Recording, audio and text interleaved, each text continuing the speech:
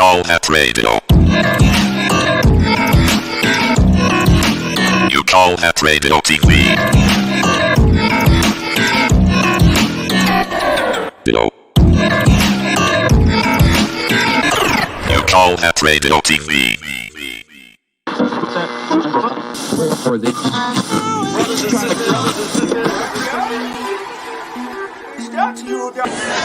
are here to tell the people that we hear you. One God will not allow us and people of conscience to lose our morale.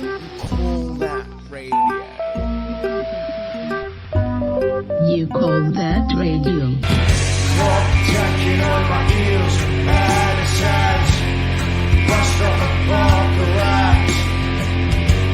I kept that sanitize. 5, 4, 3, 2.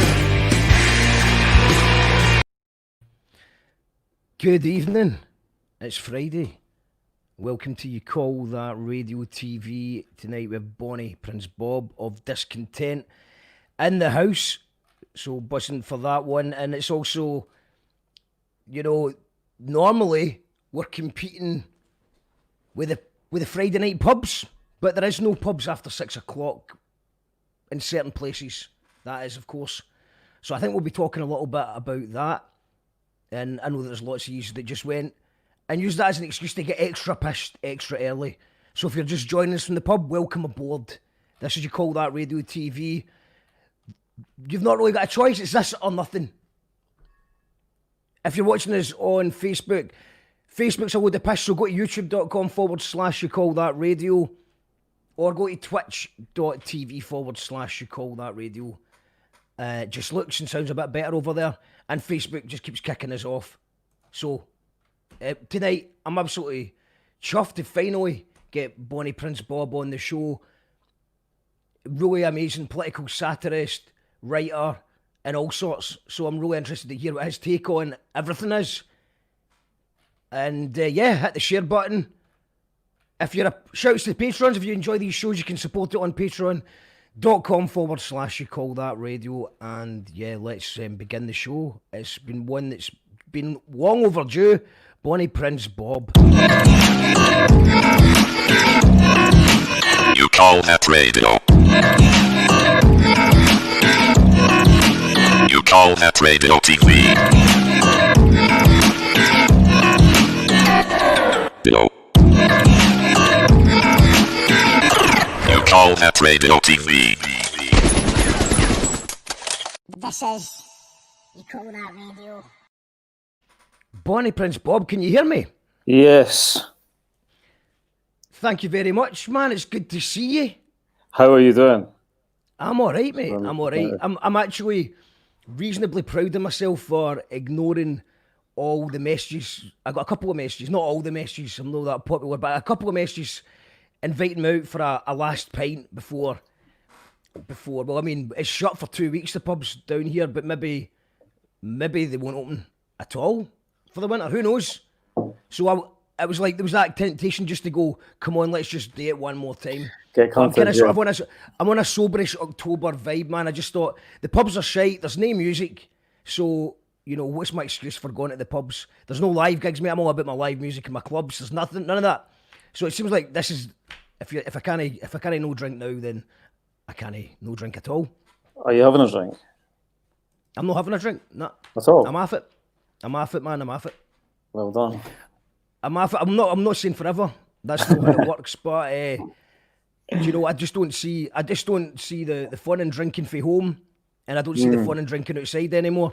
So the main reason is, man, is I'm trying to quit smoking for ages, and that is the main issue. It's a day my nothing. So if I'm going to have to quit drinking in order to quit smoking, it looks like that's what's going to have to happen. The two go well together, don't they? They go very well, mate. They go hand in hand. Yeah. We're talking I think let's just start on the pub thing to just chat about just now, because I don't drink, so I don't. You don't drink. Well, No. I was watching your What Was Done film last night. I've not watched that for ages. An amazing film you did about the future with Jeremy Corbyn as Prime Minister. And I like the fact that you've always got a beverage in hand as a prop. whether that's a cup of tea or an iron brew or a whiskey. Right, okay, yeah, that's the running theme. I was unaware of that, actually, but you're right, there's a running theme there. As there is now. And so, with the fact that there's right now, I don't know what... I suppose the rules are a bit confusing. I think it's fair to say that because in some parts of Scotland you can drink as long as you're outside, and other places you're not allowed to drink at all after 6 o'clock at night in a licensed premises. Do you think it's confusing, or are you? Well, like I say, I mean, I don't drink. I haven't drunk at all for 5 years. I'm a teetotaler, you know. Mm. So it doesn't really affect me. And I know, I don't know. I mean, it's the whole thing, the whole fucking, the whole bizarreness of this whole experience has just been, you know. I think people have become kind of quite internalized in the way that they all deal with it. You know, people have become disassociated in many ways. You know what I mean? Because of the whole experience. I don't know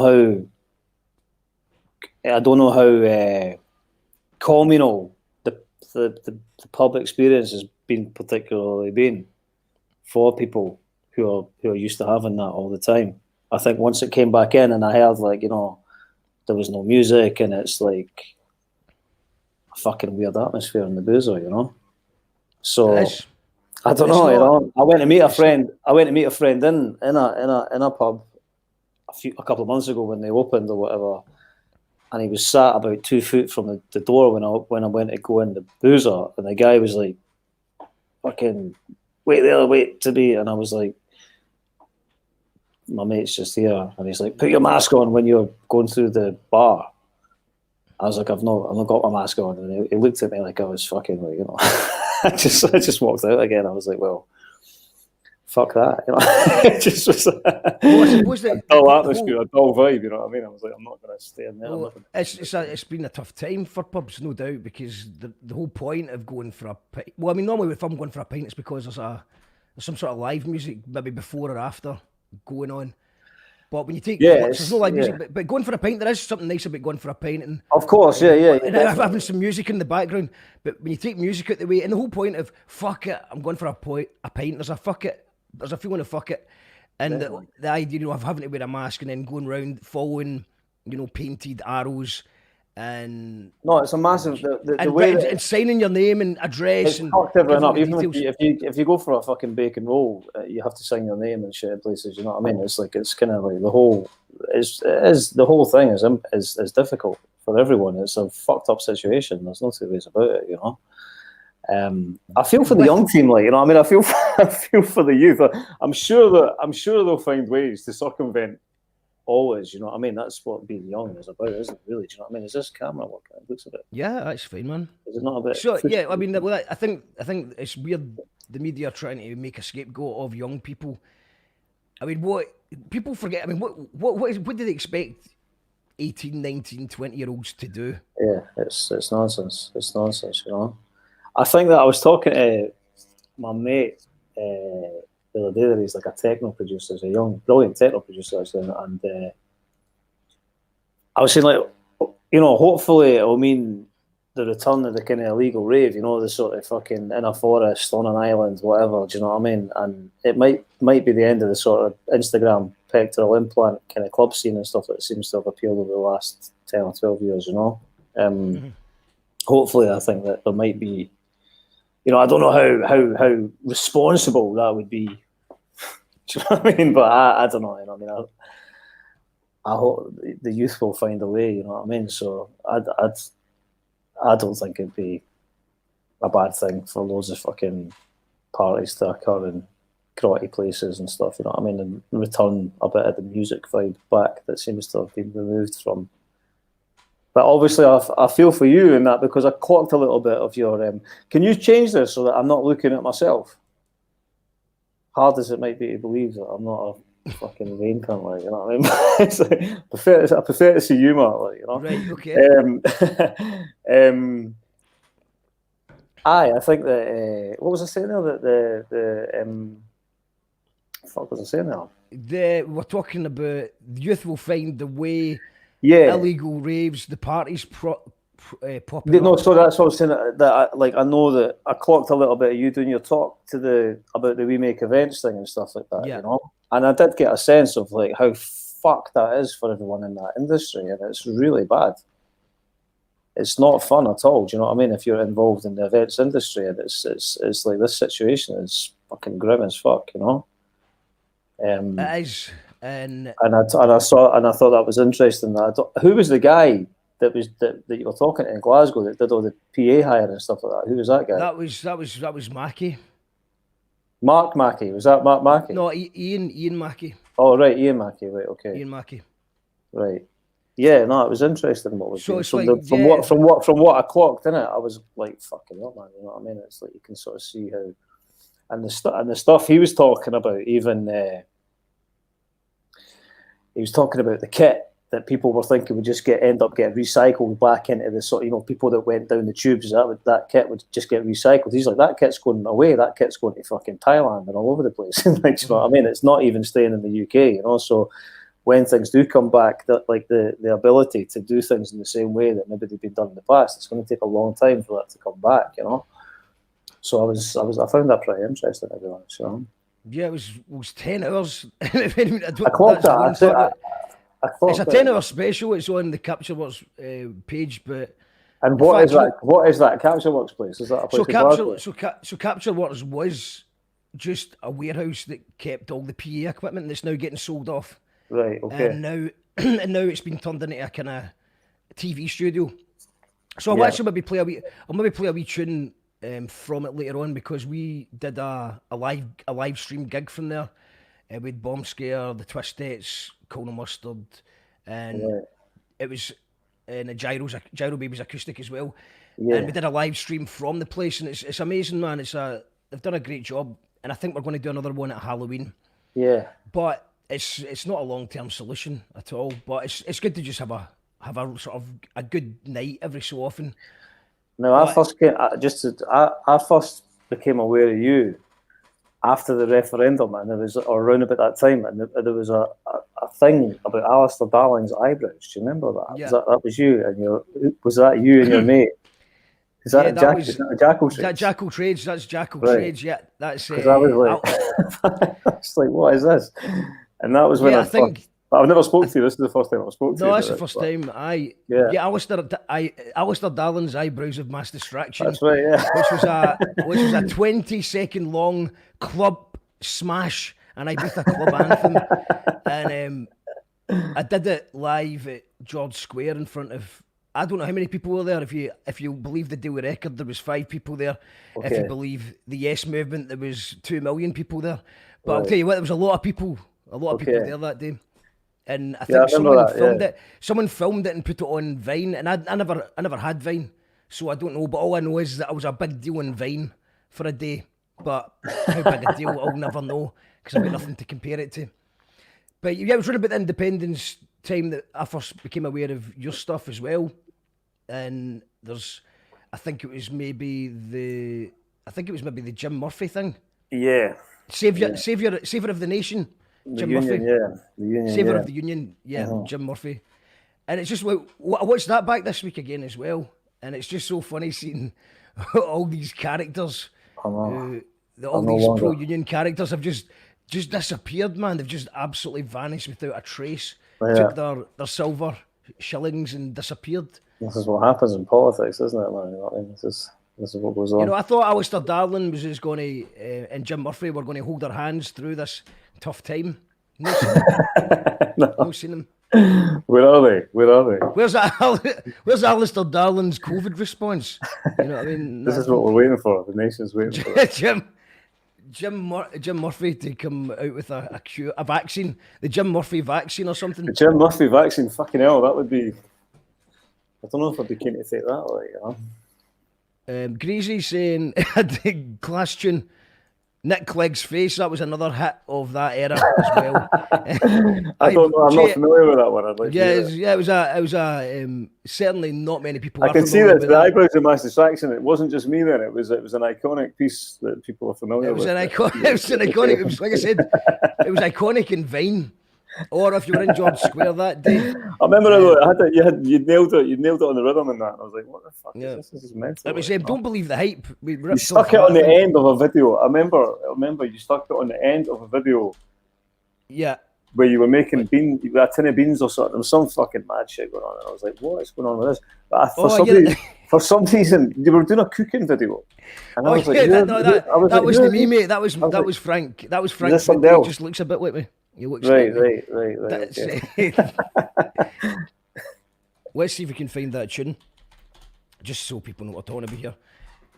I don't know where it is. I think it's probably been deleted from the internet, but I know what you're talking about. Yeah, Frank Foodie is an alter ego who. Yeah, I would try and because obviously there's not really. What do you do with a song like that? There's not really much place for it to go apart from at the end of a cookery thing. So yeah, man. What was I was actually talking to Capital 1212 Dave, who says that Dave, yeah. You worked with him in a tune or something as well. When Yeah, was that? a fucking long time ago actually. The same. I sent you a dub plate now because Okay. Scotty was in the studio and the other day there, and I was supposed to see him tonight, and I was like, I'm doing this thing, and then I showed him your thing, and then he made a dub plate just there and then for you. So Oh, amazing! I just it's like we just flung it together. But basically, that's Capital 1212, yeah. Oh, amazing! 1, 2, 1, 2. Absolute But legend. yeah, no, they're fucking great. You know what I mean? Did you work with is this it? Yeah, okay. Yeah, I'm just going to put it on its stereo. Hold on. I need to put it on its stereo. So this is the thing is that stereo. I mean, I don't know if you're going to be able to hear it all right. Though. I can hear it. I can hear it. I can hear it there. Okay, but I'm a bit press a button. See, I can't hear that now when you do that. Whatever you've done. Yeah, well, It's it's maybe just just for people like who've heard it before. Oh, that's right. Alice the darlings, aye, bros of master scratch. Alice the darlings, aye, bros of master scratch. Alice the darlings, aye, bros of master scratch. Don't believe the hate. Don't believe the hate. Don't believe the hate. Yeah, that was it. See, I know talent when I hear it, bro, and I was like, Yeah. I need to find out these people. Yeah, I think I'll take that stereo off. Yeah, that was that. So we did that, and it was. I mean, I hadn't really got right involved with the referendum campaign. There was members of my band that were just like fucking just stay out of it. But Jackal Trees was born, and we did. And who's in Jackal Trees? Who's in Jackal So Trees? Jackal Trees is just me. Just like when I say we, you call that radio. It's just me. Okay. But Jackal Trees at that time, to be fair, it was looking more like it was going to be a project between me and my drummer, Gordy Duncan Jr., because we were staying together and he was making beats, and we had a really productive couple of weeks where we made a full album worth of tunes, and that didn't last. That was at the start, and then that never really happened. And then I realised From that, that's when I found out about your Gyro Babes, because I must have followed that, and then I checked that, and I watched like some live stuff that you'd done in Glasgow, and that, and I was just thought it was brilliant. I was like, yeah, this is cool, man. I hadn't really, I don't really consume music in the way that I used to, but it's like I definitely checked out that stuff a couple of years ago. You know what I mean? I was like, right, these guys are cool, you know. And then I saw something you'd done that video. There was like a video. It was after Kelburn or something, or you had some video somewhere. I saw that as well, and that was with the whole band. And you were all a bit wrecked in that and getting interviewed. That was quite interesting. I don't know if I've seen that. You're sitting around the tree. You're sitting around the tree or something. I don't know. Right. I can't remember, man. But I remember. Maybe audio soup. Maybe not audio soup. Maybe, yeah. I enjoyed it though. I remember thinking it was good. No, I appreciate it. I remember. Which is a strange feeling for me to have, like, you know. You like something? Yeah. I'm sure you're not as you're surely not as hypercritical as you appear on your videos. I don't know. It'd be tough to put that to the test. We've got Lucid Nightmares tuned in. Hello, Lucid Nightmare. That was Quality, says Greasy. Hi, boys. Love Baby Doll for Scotland. Hello, Colette. Jim Murphy now works for a PR agency or something in London. Okay. Just the guy you Also, wanted to be a PR. I had a friend who says that Alistair Darling turned up into his work 2 years ago, and he sent me a message to go, just to let you know I seen Alistair Darling, and it reminded me of the song. So that's the only official sighting of Alistair Darling since the referendum. We need to tie him in and get a video done. You know what I mean? To get him. The captain is in me's daily message of, can you play Fetch and Pitchfork, please? Thanks in advance, Mark. No, because it's no. He's wanting the live version, which hasn't been edited yet. The live version will be coming soon.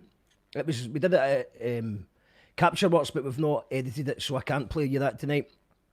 I don't think pubs are the problem, but people need to take some responsibility for themselves and avoid crowded places and house parties. Okay, that's Lou works for the Scottish Government then, does she? Okay. I think she's a baker. Okay. Or so she says she is, you never know. But what do you think that's one of the biggest arguments against the whole shutting down pub stuff is that everyone's just going to go to house parties anyway. I think they probably will. Yeah. So they're just, fucking there's groups of people throughout this thing. There's those that are taking the advice religiously and becoming incredibly pious and outraged and sanctimonious, and there's other people who just don't give a fuck, and they haven't changed the fucking the thing that they've done, you know what I mean? And what can you say, you know? It's I don't know. Yeah, there's like a guy, I seen a video of a guy, I think it's maybe BBC Ireland, and he's running down the street asking a guy why he didn't wear his mask. Yeah. That's weird. Did he get fucking knocked out as a result of doing that? No, the thing was, the guy was actually turned out the guy's actually wearing what South Park called a chin diaper.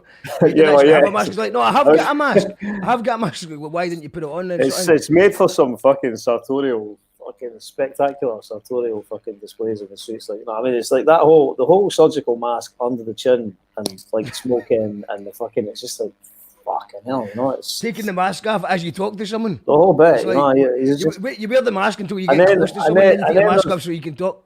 Right, and then there's the ubiquitous fucking discarded sort of surgical mask in the gutter or the street or something. You know what I mean? And it's like, that's fucking manky as fuck as well. I mean, in the hospital, these things are put in some kind of incinerator, like, you know what I mean, when they finish them, you know, in case of the spread of the infection.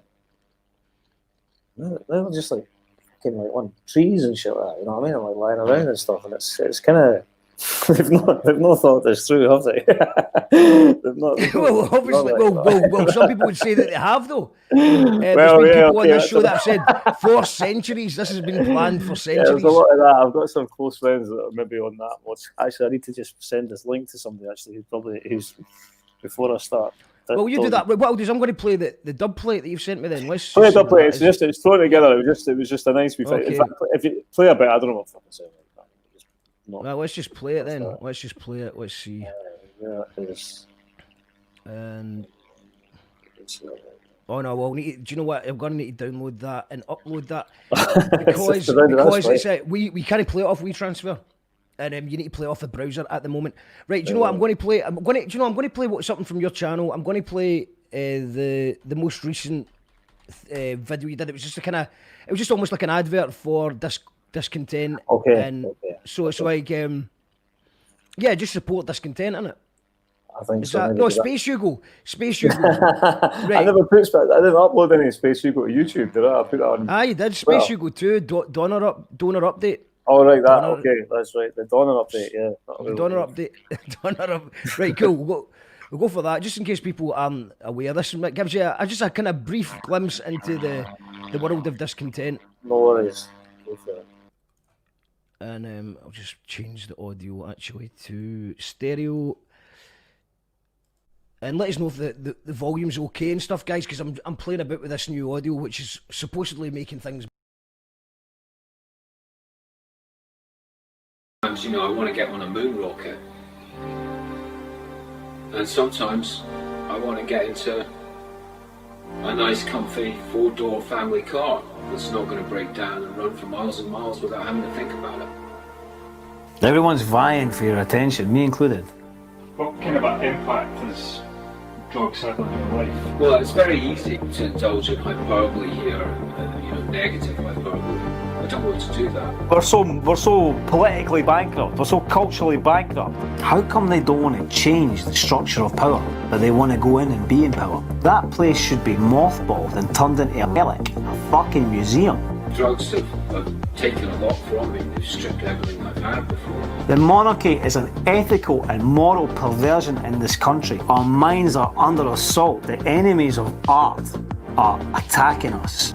But they've also given me a lot throughout, in the context of my entire life, you know. They've certainly been present at some of my most positive, happiest experiences. This is a drama of their own creation because they have no creativity.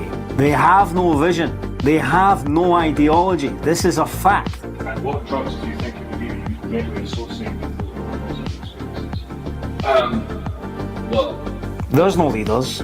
There's no leaders. And we don't need lead. Look inside yourselves. Look inside yourselves. definitely hallucinogens would be the most fun and also the most interesting.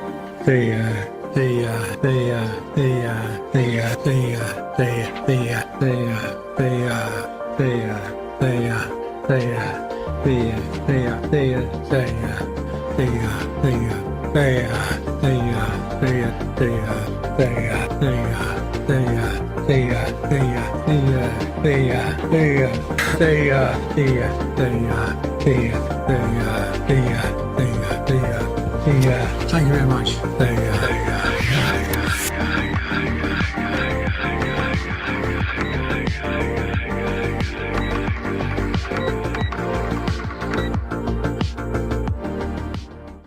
You call that radio? Call that radio. What about the people who hated on me? Right, and then I see the disinfectant that knocks it out in a minute. That's mad, isn't it? Is this a Netflix thing? It's actually a podcast. What the fuck's a podcast? You know, it's kind of like a radio show. Oh, that! Radio! Yeah. Just popped in there. And is there a way we can do something like that? I couldn't help it. By injection inside or Yeah, I think so because I think just paint in general because I think like my poems and my painting. No, cut.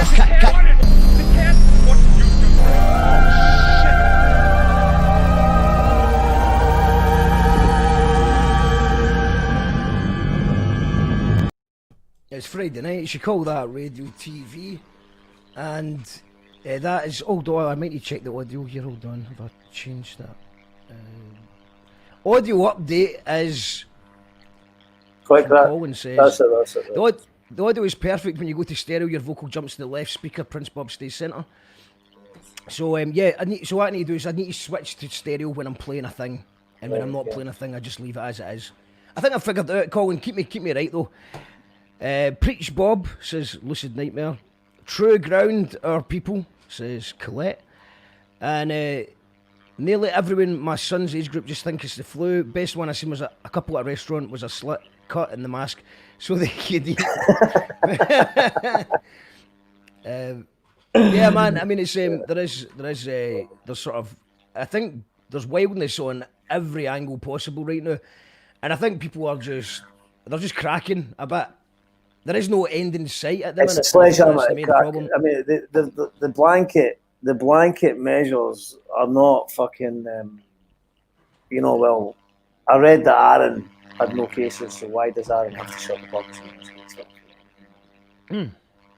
Things like that, it's kind of Probably because Aaron is part of the Ayrshire and Aaron board, so that's one of these stupid things that makes no sense. Because Aaron is actually on an island. Yes, it is. Man, there's a little bit of a buzzing noise coming just now. Tell me. Hold on. Does it go now? It's away now. That's my. I'll just have to plug that back in if the battery fucks up. It's cool. It's cool. That's all good, man. So I suppose it's that the things like that, and they making sense. So what happened earlier on today? There was a bit of a rammy happened on my page today because I shared. I don't know if you've seen about the 13th note shared. the venue, the 13th Note. I know the venue. I know the venue. Yeah. What about Aye. what do they do? All right, you've not seen this shit, right? So Nah. the 13th Note shared this. Wee Nippy. Nippy says to pop in and have a swally, but be done by 6 p.m. or we'll tell your granny. Okay. And So what, they got upset because they called her Wee Nippy? Is that what happened? Yeah. Fuck off, man. Honestly, these cunts. Honestly, I've had enough of this shit. Like, you know what I mean? Yeah. I really have. Honestly, the sort but you've got the 13th Note is a vegan restaurant. So it's it's a vegan venue, so know your customer base. There was only as soon as I read that. What are you saying? But wait, what are you saying? Or what? Like, explain to me, because I don't actually understand. Then I assume that folk were getting annoyed because everyone got annoyed. Wee Nippy, right? And Yeah. they said that this was a slur or something like that. This is what they were saying, right? Okay, and then explain the next explain the bit about why, because it's a vegan. What's that got to do with it? It's a hipster kind of. It's a hipster kind of place. So for example, first of all, Wee Nippy and Jimmy Cranky's shite patter. Okay, it's shite patter. It's shite patter, but it's fucking patter. It's patter on a fucking. It's patter. It's patter, right? It's patter for on a chalkboard. Chalkboard patter. It's good enough for chalkboard patter, and obviously their demographic is because obviously Wee Nippy, it's not going to go down well. It went down terribly. They've now deleted it after being destroyed. They cancelled the 13th Note. I don't know if it's been cancelled. I'm waiting an apology. In fact, let's get an update. Could someone who's good at fact checking, Colin, can you check and see if there's been a full... Has the 13th Note apologised? They got rid of the chalkboard writer for doing it. Chalkboard. Have they fucking... Colin, have they written a lengthy apology on the chalkboard? On the chalkboard. Fucking, like, you know. So then obviously the conversation began, everyone's going, for fuck's sake, 13th. Right, well, hold on, right. So basically, what's the vibe? Everybody got upset because of the sort of semi-pejorative about Nicola Sturgeon, right? And then this. Well, it's a misogynistic slur. Oh, for fuck's sake! Right, okay. Right. So that's it. I mean, this is. It's kind of extrapolate. It's kind of extrapolate. It's a hipster. It's a hipster vegan place. I like how it's like the. Just clarify for me, the vegan. It's sort of like, it's the vegan element. I'm quite intrigued by. You keep coming back to this. You keep coming back. This is my vegan. It's fucking vegans. It's like, well, what? Let's put it this way: if it was a Rangers pub using the phrase "Wee Nippy," then it would be fine. But if you're vegan hipster and you're saying "Wee Nippy," then bad things are going to happen. Because you've got to remember, the page is full of people who don't like that kind of patter. So it went bad. It went bad. But I mean, it's an Elkins, right? Okay, on. Okay, but let's compare that. From a commercial perspective, it was a bad. It was a bad commercial move. It was a bad move. It was a fucking. It was a foolish. It was a foolish thing. It was a foolish thing to do, right? For money, if you're trying to be a business. But you're right. If it was in Govan or somewhere like that, and it was some fucking Hun boozer, then it'd be like, right. Fucking brilliant, fucking. But then basically, because of okay, so let's find out who was the person that did this. Were they just a bit silly and kind of like? I think there's been one of the other criticisms thrown at it is that somebody who's not from Glasgow, who's trying to pretend that they're Glasgow, that kind of posh person, trying to put on. There's a lot of that. Pop in to have a swally, like my grand's for Shettleston type part, but be done by 6 p.m. or we'll tell your granny. And it was also well-told was the status that it gets shared with. To be honest, actually, this is a kind of meta argument for Ouija cunts to get upset about, and I'm fucking delighted because we don't give a fuck about that shit over here. And it's like basically that to me is actually a great example. Put it back. Let me look at it again, just so I can give it a bit like. Okay. See, this is a good thing. This is a good thing about this sort of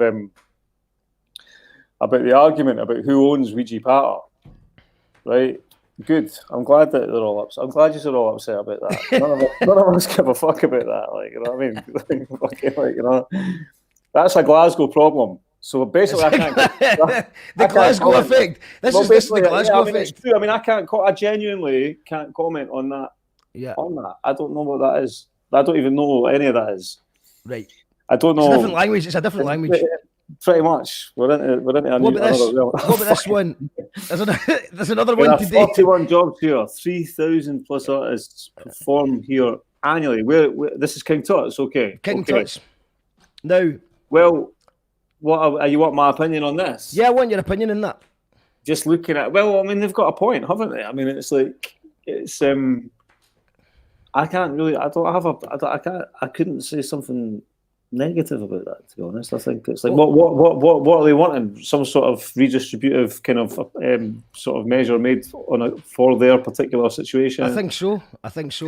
So I mean, I find people being upset about that. I find that, to me, I'm like, well, that's just a bit. I think what the last one was a terrible business decision. And it was shite part. It offends me as a comedian.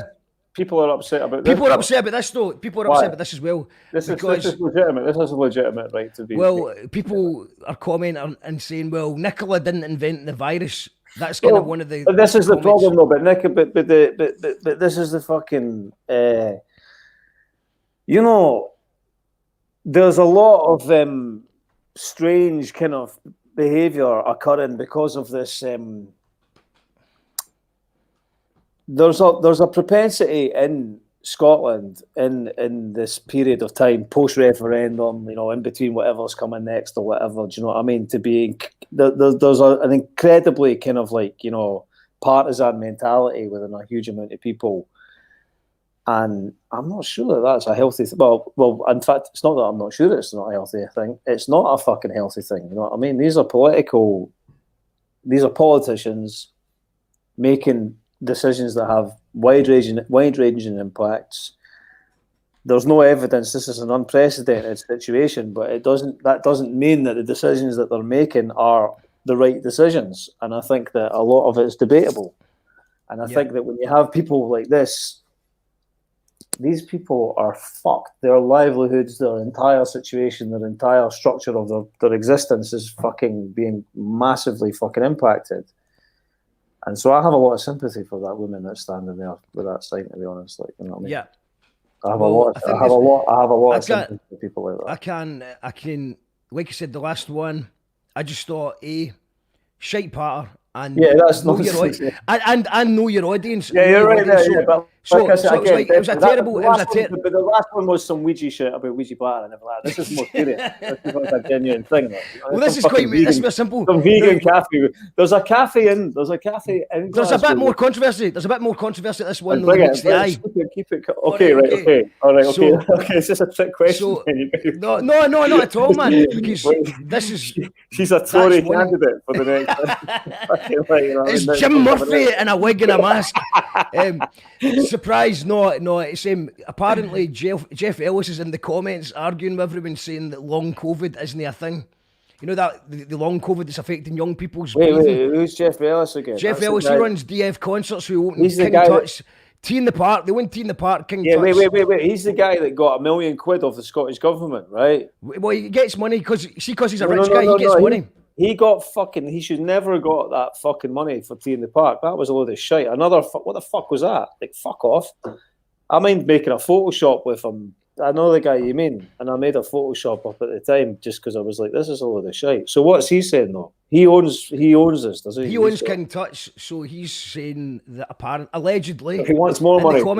He's arguing with him. Well, he's wanting more money. He's definitely wanting more money. Yeah. And it's, you know, I think when rich people. So what are you saying? Is this okay? You tricked me. Well, the thing is, wait, I don't see King Tut's. They employ a couple of folk that I know, and obviously, my heart and my soul. I took that on face value. I took that on like you say exactly. I like it. I want. Well, in fairness, I want the events sector to be supported. Give me sympathy for independent venues. More sympathy for independent venues for me personally, because I think that. You know, the bigger people with the more money, they've got more money to survive. In my opinion, that's fair enough. You know I agree with you. Yeah, no, I agree with you. Definitely. But of course, I think that there should be support in place, because all this retraining shit, man. I mean, what the fuck? Wait, we're just meant to all retrain as if there's hundreds of jobs. I think the Tories, in some way, you know, there's aspects about the sort of psychological and sociological aspects of the situation kind of suits them, because one, they don't know how to have fun anyway. You know what I mean? Yeah. like from their existence. Yeah. And they don't want people. You know, it's kind of they're uncomfortable with community in any form, shape, or form. You know, they don't. They're naturally fucking like alien to it. They don't really understand it. So they don't like artists. They don't. There's a sort of deep contempt anyway in that sort of mindset for artists, and art. So I can see there's a sort of a complete disconnect amongst that type of mindset. So yeah, is it surprising? They don't give a fuck. No, they don't give a fuck. No, they've never given a fuck about anything. So I mean, they don't give a fuck. No, they're not going to give a fuck about this. No. What are you saying here though? What's just in case you're... No, that was just one. No, I've not got a point to it. There's no secret. Have you got an agenda here, Mark? No. I suppose the point. What was quite interesting hearing about is I watched your Scottish National Lobotomy video as well, and I thought there was lots of stuff that you hit the nail on the head, and then also when you read your comments, because obviously you're more involved politically than I am, and so you see more of the Twitter thing going on in the Facebook. I don't really have a Twitter account now. I got banned off Twitter. I got cancelled off Twitter. I had my original Twitter account I had for like 7 years, and that was quite a popular account. I had quite a lot of followers, and I enjoyed the cut and thrust and the interaction that I had on that, and that got fucked over. And then I got another account, and then I got fucked as well. So I don't really use Twitter in the way, but Twitter's also changed massively, hugely. It's totally and utterly. It's not even remotely comparable to how it was. It was a free art form for quite a long time. It was a good place. It was a place of,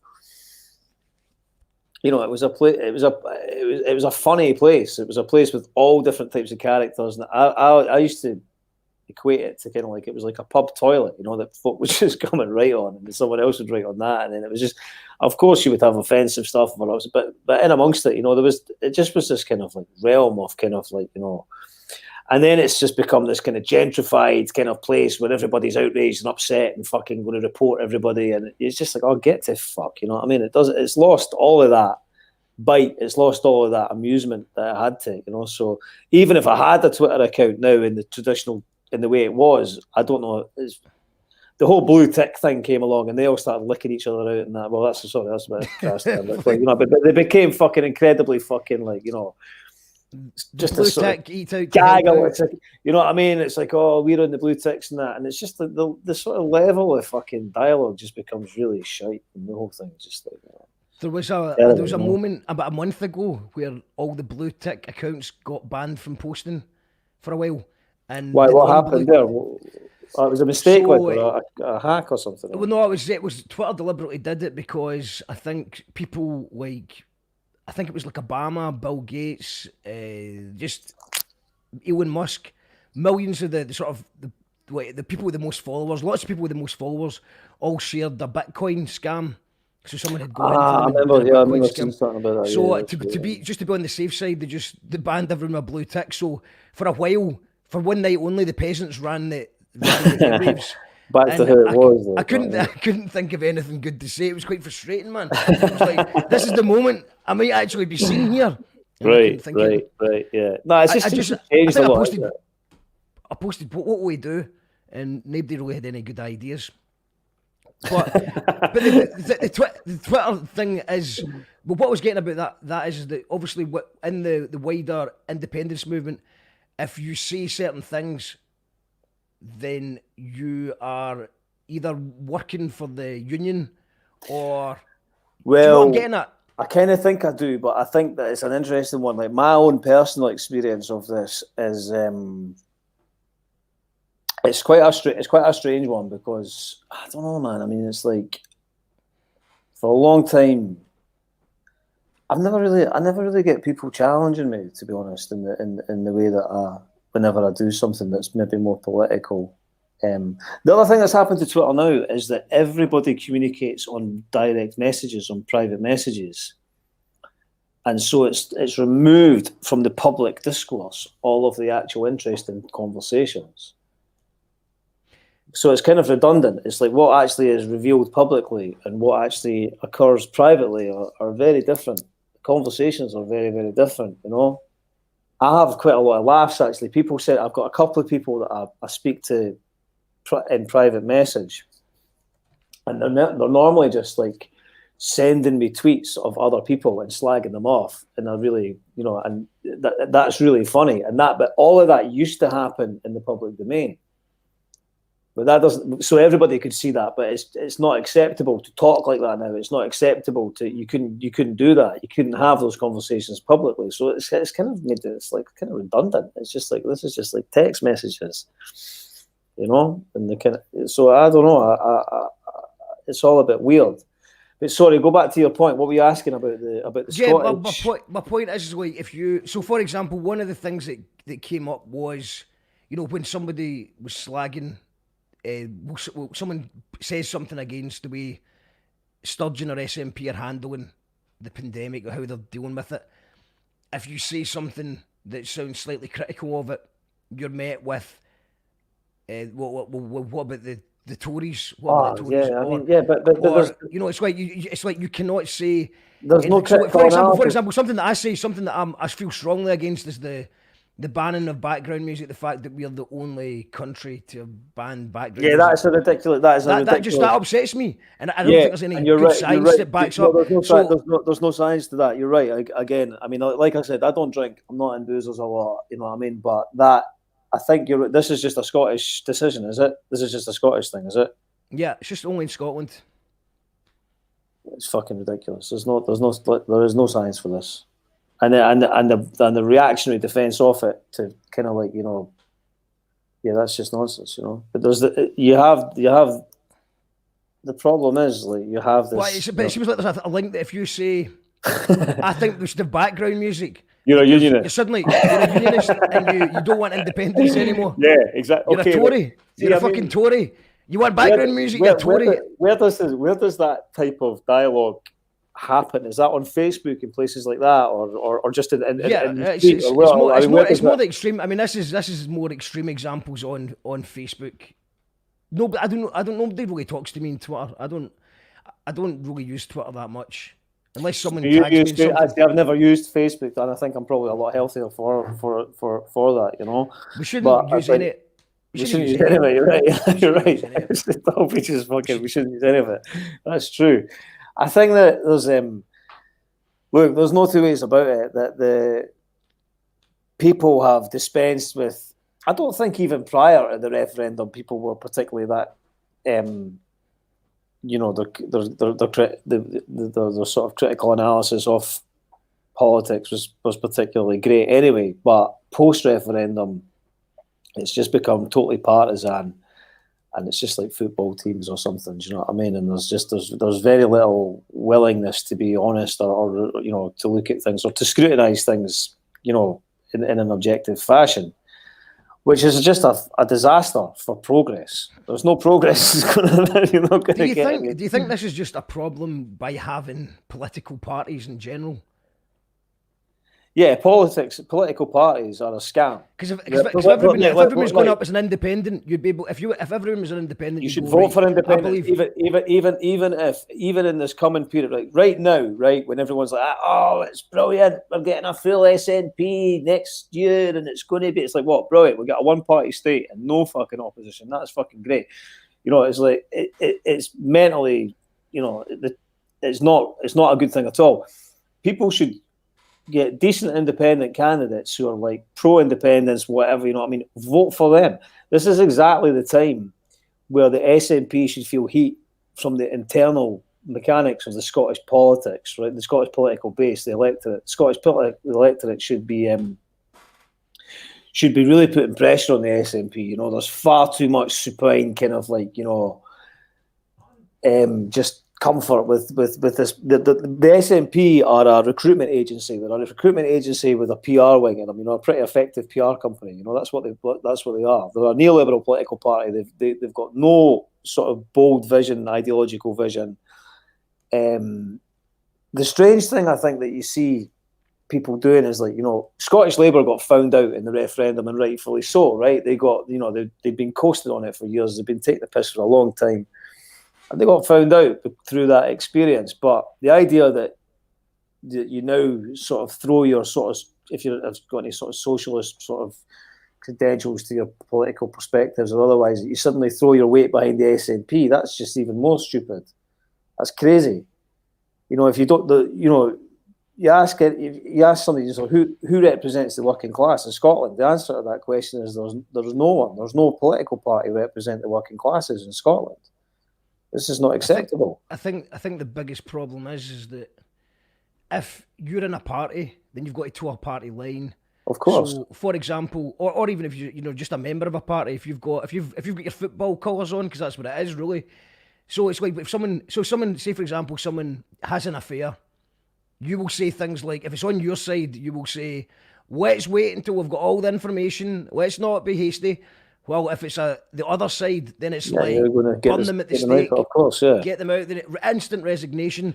And, or they'll just ignore something that's happening if it's in their own side. But of course. They're not. And that's why, if everyone was an independent, then, if you could actually just say, well, I don't agree with that, Yeah, definitely. I mean, there's a whole bunch of factors involved. I mean, these are sort of wider questions. I think that,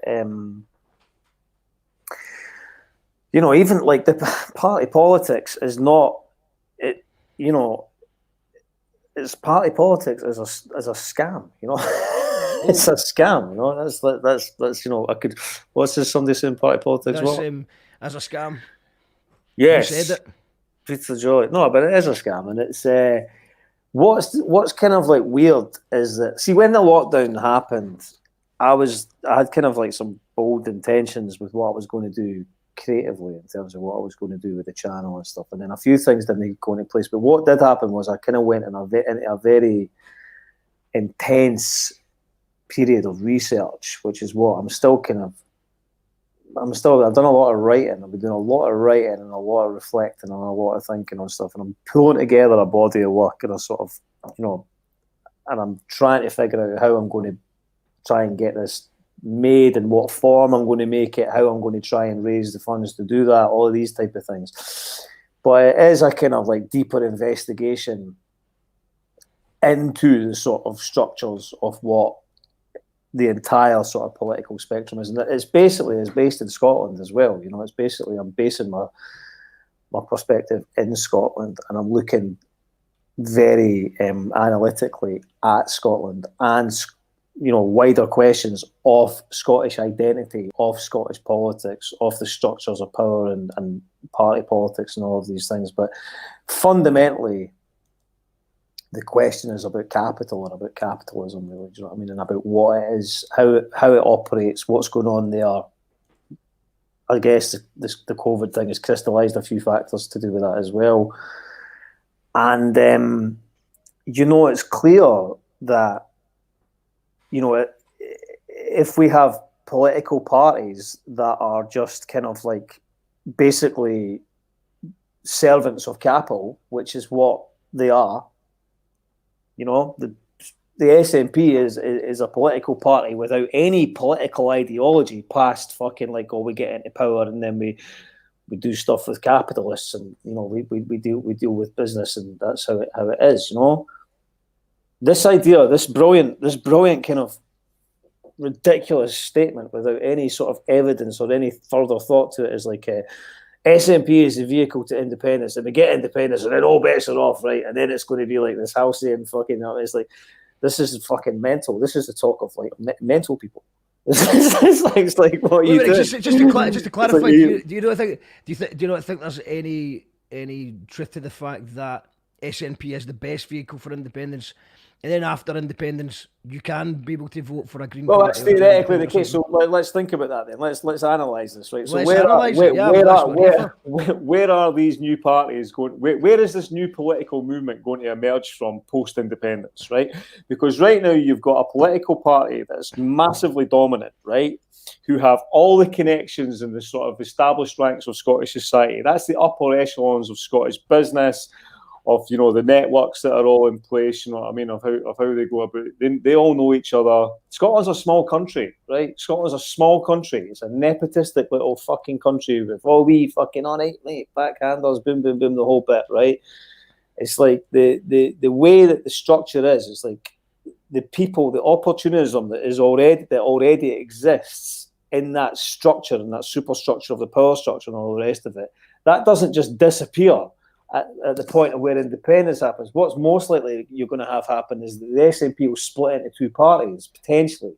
You've got a slightly more conservative wing and then a sort of more democratic wing or something. You end up with something like Jamaica, you know what I mean, the PNP and the JLP or something like that. You have these essentially, which is just the same sort of two wings of the same thing, you know.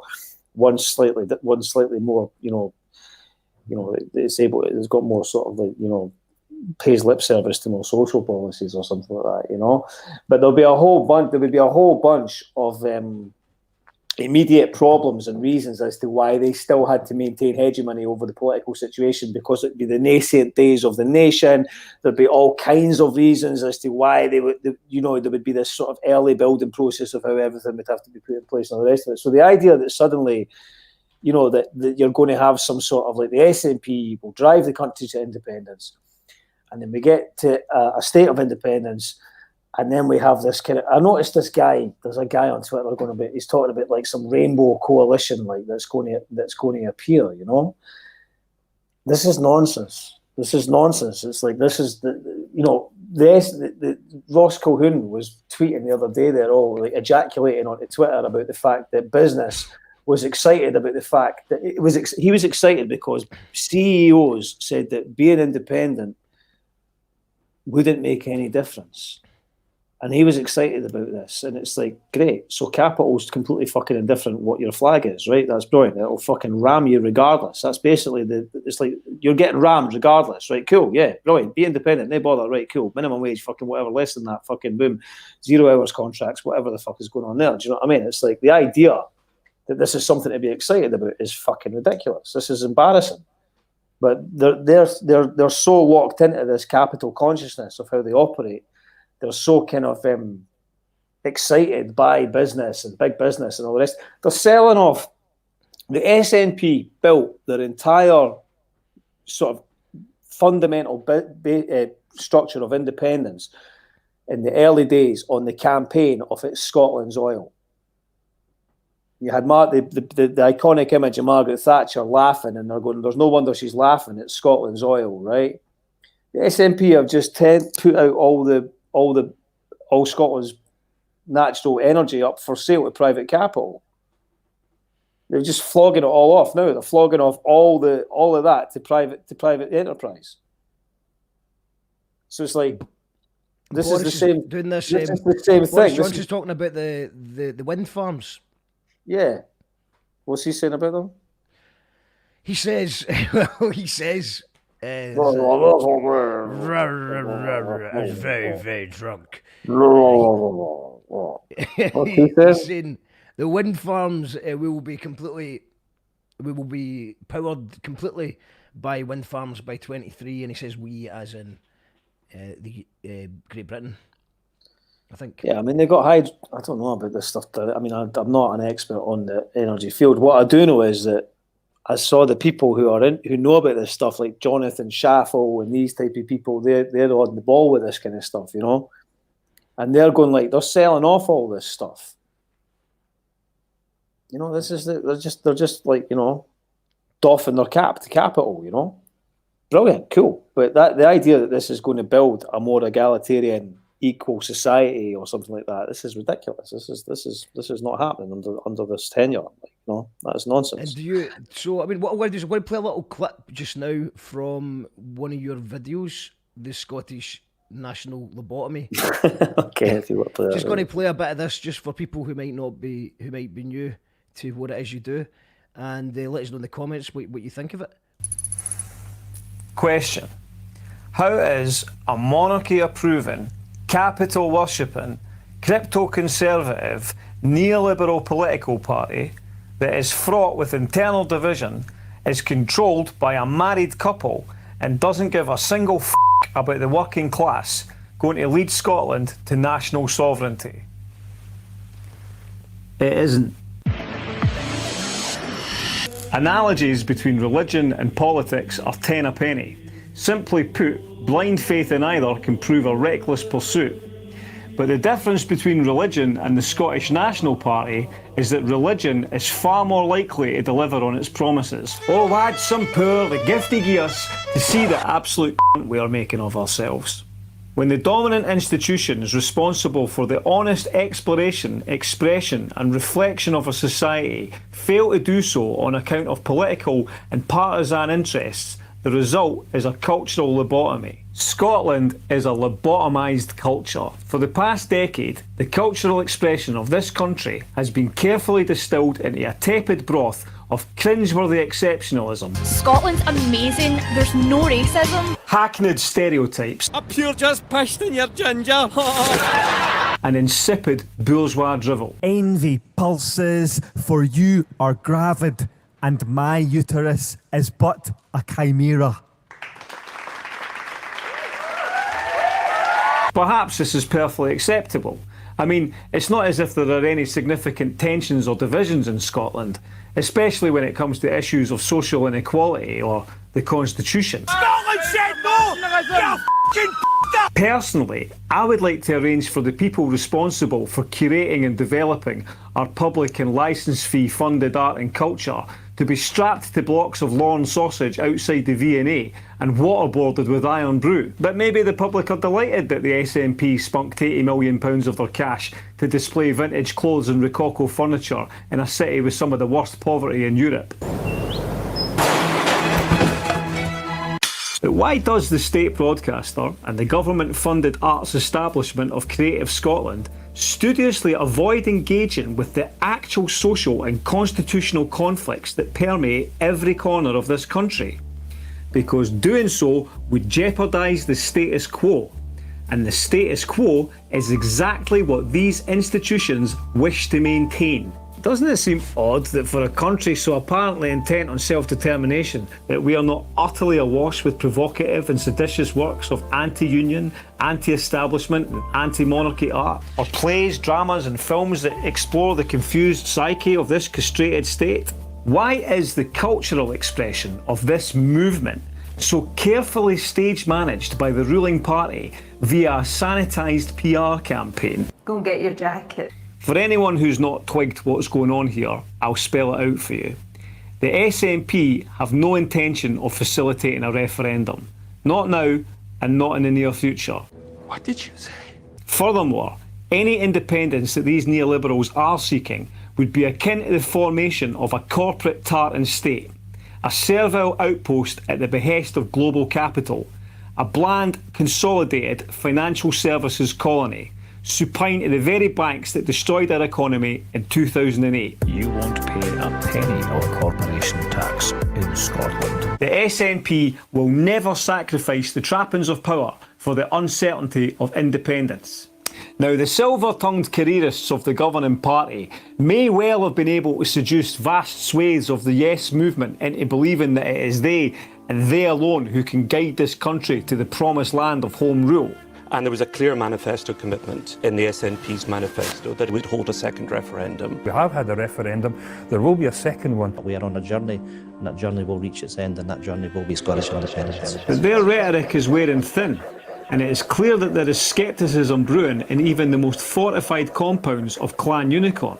The recent psychotic and hostile reaction to the formation of pro-indie fringe parties should provide even the most casual observer of the hegemonic entitlement of the Scottish political class. The hypocrisy displayed by the sitting MSPs was as spectacular as their inability to disguise it, with Green Party prefect Ross Greer suggesting that the plan for these individuals to enter Holyrood via the list seats amounted to cheating. Which is funny, because that's exactly the method Ross took to scam his wage and expenses. Amazing how these people are so keen to promote the dignity of democracy when they want Rajas like us to vote for them, but then claim that Demos itself is under threat when other people want us to vote for them. But then this is party politics operating at the arse end of neoliberal capitalism we're talking about here. And the erotic tease of nationalism has allowed some of the most inept and useless body parts in human history to grift their way into the chamber. But it is only when we scrutinise our culture do we truly expose the Scottish neoliberal party for the charlatans they most certainly are.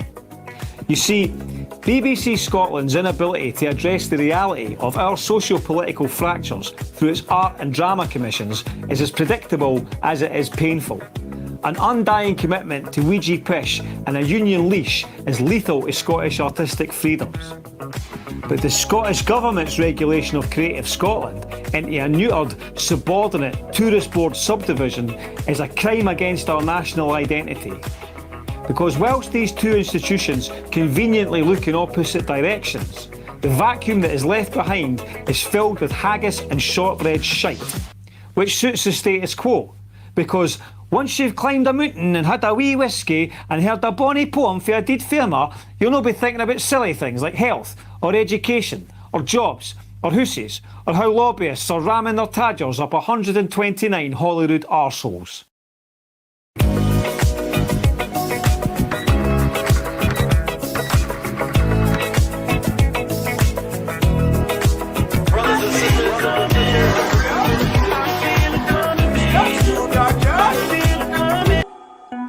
Are you before me?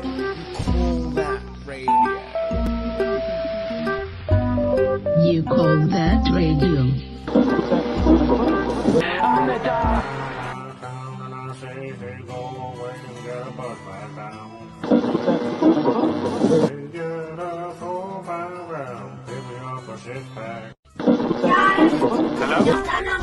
Hello? Hello? Hello, yes, this is Dom. As you call that radio, it is Friday night and we've got Bonnie Prince Bob in the house. And I'll just bring him back on in a little second. Just want to do a shout out to what's happening tomorrow. Tomorrow I've got a day off. Sunday we're back with Soundhouse Sundays. We've got, Monarchs I think's in the house on Sunday for Soundhouse Sundays. Ignore the date, although that was wrong. On Monday we've got Shell Toe Mel and friends. I think her friends include famous breakdancers such as Tesco, Emma Reddy and Sideshow Mall. And then on Tuesday we've got Martin Youth Glover, who made, he was a Killing Joke bassist and founding member. He's played bass with Paul McCartney. He's produced some of the best albums of all time, things like Urban Hymns by The Verve, HMS Fable by Shaq. He's worked with the Charlatans, Pink Floyd, Dido, everyone. It's and it's 40 years since his debut album, and he's just released an absolute banger of a trance album. So it's an honour to get him joining us from Spain on Tuesday. On Wednesday we've got Conscious Root, Edinburgh-based MC, who's got a new album coming out. And on Thursday we've got the African Caribbean Society of Scotland. And then on Friday I think we're actually going to have the first ever Scottish drill battle live on here between Joski and Young Bridal, because they started fighting each other last night and I started fighting with another podcaster. Maybe he'll turn up as well. But back to tonight, it's Bonnie Prince Bob. We just watched the Scottish national lobotomy. And first of all, man, I just love how well that your stuff's put together. It genuinely feels like it's like probably one of the only alternative medias that does exist there just now. Thanks, man. Can you put your audio thing again so that I can? All right. Oh, I've done that thing again. Oh, and stay there so I can. Is that there? Yeah. No, 2 seconds. 2 seconds. I should be back. I'm back. Yes. No, I like your cutaways as well. Did you do that? I do some of them. Most of the good ones will be done by either Oscar Jam or Tim Curry. They're great. They're really good, man. I should do some for you. I'll do one for you, man. I'd love that. Yeah, man. I'd love that. No, they're really. I've got about 10 good ones, but I've been doing 100. I've done about 150 shows since lockdown, so they're all starting to wear a wee bit thin. No, they're good, man. They're good. They're good. But I mean, that's why. But that's why I was like, I'll talk to you because I mean, you're saying like I'd make alternative stuff. You know what I mean? Or like, you know, you were saying that that you saw it as like an alternative thing. But I feel the same way about what you're doing yourself. You know what I mean? And I love the fact that I'm sorry I haven't watched. I've only saw about 2 or 3 of them, maybe. You know what I mean? But it's knowing that you're doing them is really good. You know what I mean? That's the point, because it's like you're grafting and you're doing it despite fucking whatever. You know what I mean? I think that's great. You know what I mean? So respect to yourself for doing that, because I know it's an effort. It is an effort, but there's literally nothing else. Everything else I want to do is not allowed anymore, so I can't really do anything.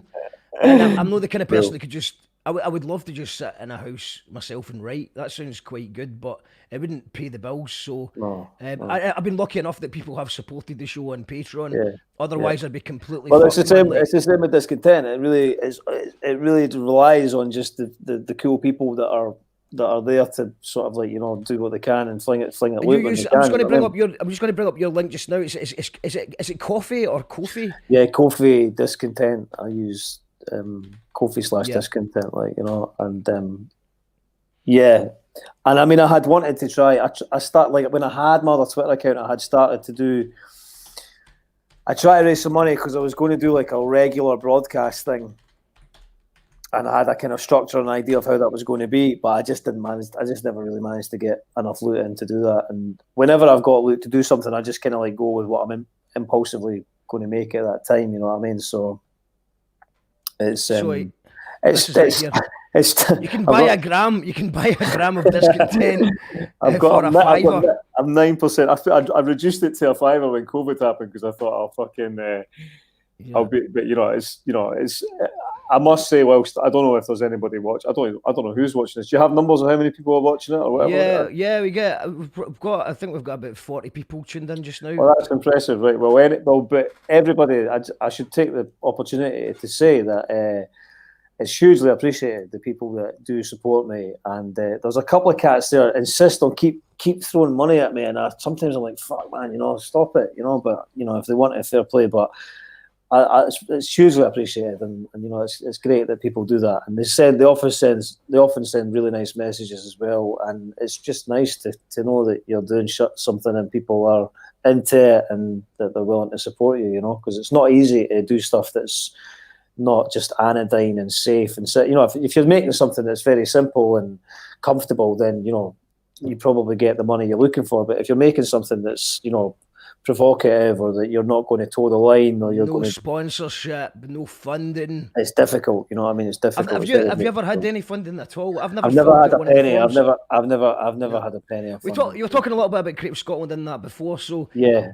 Now I've always been of the opinion that they wouldn't give me anything because I think that's a pretty reasonable position. But to is take that not just me? Is that just no? Is that defeatism? Is that a case of I think to an extent it is. But when you look at the way that they want things structured, and here's an example, right? That I spoke to Podgy, the young Edinburgh rapper. The 1250. I don't know him personally, but I've seen his fucking brilliant. They're all brilliant. They're all amazing. Brilliant. So young as well. So young. Yeah, he's brilliant, and Kip Cozy's fucking talented as fuck. And what they're doing there, they've got views. They've got like artists with like hundreds of thousands of views, right? And they don't get a penny from.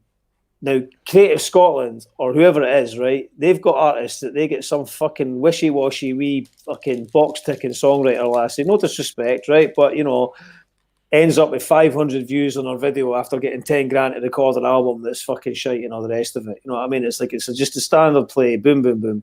These cats are doing it themselves, and they're getting hundreds of thousands of views on some of their artists and some of the stuff. It's like, Creative Scotland should have talent scouts, so they should have people where they go like, it's obvious, go onto YouTube. I mean, that's your currency, isn't it? Your views are your currency in that field, if it's music or something like that, Mm-hmm. It's like it's a no-brainer. But that's a brilliant idea, man. Why did they not go, who's in Scotland? Right, all of these guys as well, right? They're all generally from the schemes or the working class, or they're not off that mindset. They're not going like, I'm going to fill in all these forms and all this bollocks, right? You know what I mean? It's like, but they're making more interesting original material They all are. Like even in Glasgow, I mean, I don't follow that scene. I produced music for many, many years. It's, you know, that's really what my bread. You know, that's what my main skill set is. And you know, so you know good shit when you hear it, right? Or you know what's well done or well put together. You know what I mean? And it's not a genre that I you know, I don't know all the artists, but and I don't follow the scene, you know, religiously in any shape or form. But it's always impressive. Anybody that puts work together and does something and takes the effort to, you make a track, boom, somebody makes a beat, then they make a track, and if it's well put together, and then they've got the video and everything, you know how much work goes into that type of thing, that type of effort. Then they get it out there, and it ends up with 100,000 views or 150,000 views or something like that. It's like Creative Scotland should be going to them and going, how can we support you? How can we give you money? This is proper Scottish talent. This is a scene that is totally and utterly overlooked by the sort of bourgeois establishment. You know, it's ridiculous. You know, and so that pisses me off when I look at it. It's a great point, because that's it fucking gets on my tits, right? It gets on my fucking tits because you've got all these fucking annoying fucking wishy-washy, cunty, fucking self-introspective fucking... I can be tweet. It's that. It's either that or it's just fucking poet cunts giving it boom, boom, boom, and it's like, no disrespect, cool, give them loot, but give these other cats loot as well. In fact, definitely give these other cats loot. And if they don't know how to fill out the form, fill it out fucking for them. And say, there's 20 grand. Give them, go down to get Creative Scotland should go down to fucking 12.50 and go, there's 50 fucking grand. Why have you got 50 grand? Because you deserve 50 grand. And the other guy in Glasgow, people like Steg G, these people that have been doing it for years and years, you know, these are people that like, I don't follow that scene. But you can't not be aware of it, right? And it's like all of that work always gets created out with the official funding structures, and it smashes all the official Creative Scotland funded kind of projects, right? All of these projects always, like, you know, they're cooler, they've got more fucking originality in them, and they've got fucking tons more views, always. Do you know what I mean? So what's the fucking problem? Like, you know, go and see them, send them an email offering them money, right? You know what I mean? Why not? So what? Why can't they just? Why don't? Because I mean, I understand that. You're fucking doing this stuff. If you don't fill out the form, then you know that's why I've always blamed myself for it. They're never going to do it. I don't apply myself. I literally don't apply myself. Literally No, don't apply. I know what you mean. I know what you mean. What you've actually come up with a solution that I don't see any reason why isn't there a time. There's no reason why that can't happen. That's this person's from a scheme. This person's from a scheme. They probably don't know we exist. You know exactly. You know what it is, though. It's the same mentality. It's that mentality of you know, when the government put aside loads of benefits that can help certain people, but they don't let them know. It's the same fucking thing, man. You know what I mean? It's like, don't get me started. Like, don't get me started. But I made a video that basically cut into that a bit. But you know, it's like you're referring to the crisis loan. They replaced the crisis loan with some sort of council loan, but they don't tell you. The job centre isn't allowed to tell you about it. This is the way it's been for decades. You know, the people end up dying, and then they die, and then they died for fucking poverty, and then they find out, people say, oh, they were actually entitled to fucking, they've got thousands of pounds that they were entitled to have, like, you know what I mean, and all the rest of it. It's fucking, this is the way it is, you know. But anyway, like, you know, got a wee bit hot about that. But I feel passionately about that stuff. What's somebody saying there? As Greasy saying, just sub to his YouTube. Don't know how I haven't discovered this guy yes, before. So you've got one new subscriber. Thank you, Greasy. And I'm going to I'll share the Discontent YouTube channel for people who want to share. I've also shared the Ko-fi.com thing. Because we don't have Creative Scotland funding. We don't fill out the forms. So support if you can. That's but that whole thing. That whole thing about you know, I think that, you know, there should be, I don't know, you know, there should be an element of those institutions that are proactively going out and looking for the talent, as opposed to waiting for the talent to come through, all endorsed, all fucking ticked off and signed off and like made nice and presentable and all the rest of it. Do you know what I mean? It's deliberately structured. Look, let's just be honest, it's classist, right? It's deliberately structured to exclude a certain fucking section, certain demographic of the culture, right? That's the fucking facts. There's just let's not even fucking pretend that it's anything other than that, because that is what it is, you know. My own reason for not. Well, I have actually got a project that I would actually like that I will. is this you asking nicely for funding? But it's almost like, it's like, how's that going to work? Hey, use our cunts, give me some money, like, you know what I mean? But fuck it. I don't know. I mean, the annoying. I actually met one of them, and I built it up in my head. I built up in my head that they were the pure enemy. Of course, there's loads of people working there that probably sound as fuck. We were working on a project to get a Scottish stage over at Iceland Airwaves, and it was kind of a thing in the works we were trying to do. And we went for a meeting, and I can't remember the guy's name, but he was lovely, and he just, that way where he kind of pissed me. I was talking to Loki about this as well. He goes, it's quite annoying when you've built in your head that these are the bad guys, and then they're actually quite sound. So I think that probably right now as well, that the way that things have all went online, that I probably have a good shout of getting some sort of funding for this. Well, yeah, definitely, yeah. Because I could be doing with it. I mean, right now I'm very lucky. I'm on about 160 Patreons. That's great. And I really appreciate that. See, I need 200. I need 200 to live. I need about 200 is my goal, man. Once I hit 200, then I'm not asking for much. Just to live a humble life and not worry about bills. Will be 200. And then I don't need anything after that. Then I could just start using that money and getting in some graphic designers or video makers and paying actors to do let's make some actual content for the channel. It's a similar thing. I mean, it's a similar thing for what I was wanting to do or want to do with Discontent. I didn't go down the Patreon route because when I looked at it, it seemed that people had to kind of like join up to that or something like that before they could actually support it. And I was like, I just want people to fucking support like direct. So that's why I went with that Ko-fi thing. But the Ko-fi thing, I tried that as well, man. I put them both up at the same time, and for some reason we got more patrons than Ko-fis. Right. And then as a result, I just started punting the Patreon. The Ko-fi still exists. It's kofi.com/you call that radio. But I think we only got about 3 coffees bought for us. But ever in the history of this show. And I started last June. This has been back in the audio podcast days. I started the audio podcast. I mean, it's a difficult thing. I've always found it really difficult asking for loot like that way, or be like, and then even so, I've tried to be creative in the way that I've kind of put my videos out when I've been kind of going like, look, support this. So I've kind of tried to make things interesting and rather than just going like, give me money. But fuck knows, I mean, I've not really cracked that vibe. Some people are really good at it. Some people are excellent, and some people are just, are very comfortable just, rattling that fucking virtual styrofoam cup. You know what I mean? But for me, it's just a strange one. I find it uncomfortable. It's uncomfortable, but I think it's not an easy thing. If I mention it once a show, what I try and do now is, I remember at the start I was mentioning it too much, so I try and just mention it once a show, and put a link in the comments, and hopefully get if I got one every show, that'd be amazing, man. But it doesn't work like that. And also every month you lose a few, because every time fucking Boris Johnson opens his mouth, I lose a few patrons. People are living in very uncertain times, so they maybe will afford £3 one month and then they can't do it the next month. But I appreciate anyone who does it once. You know what I mean? It wouldn't be possible to do any of this without it. Simple as that. No, totally. Well, let's go through some of the comments.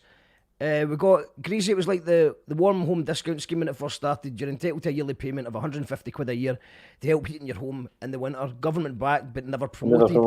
That's the kind of thing. The same thing, I've seen the same thing with the crisis loan.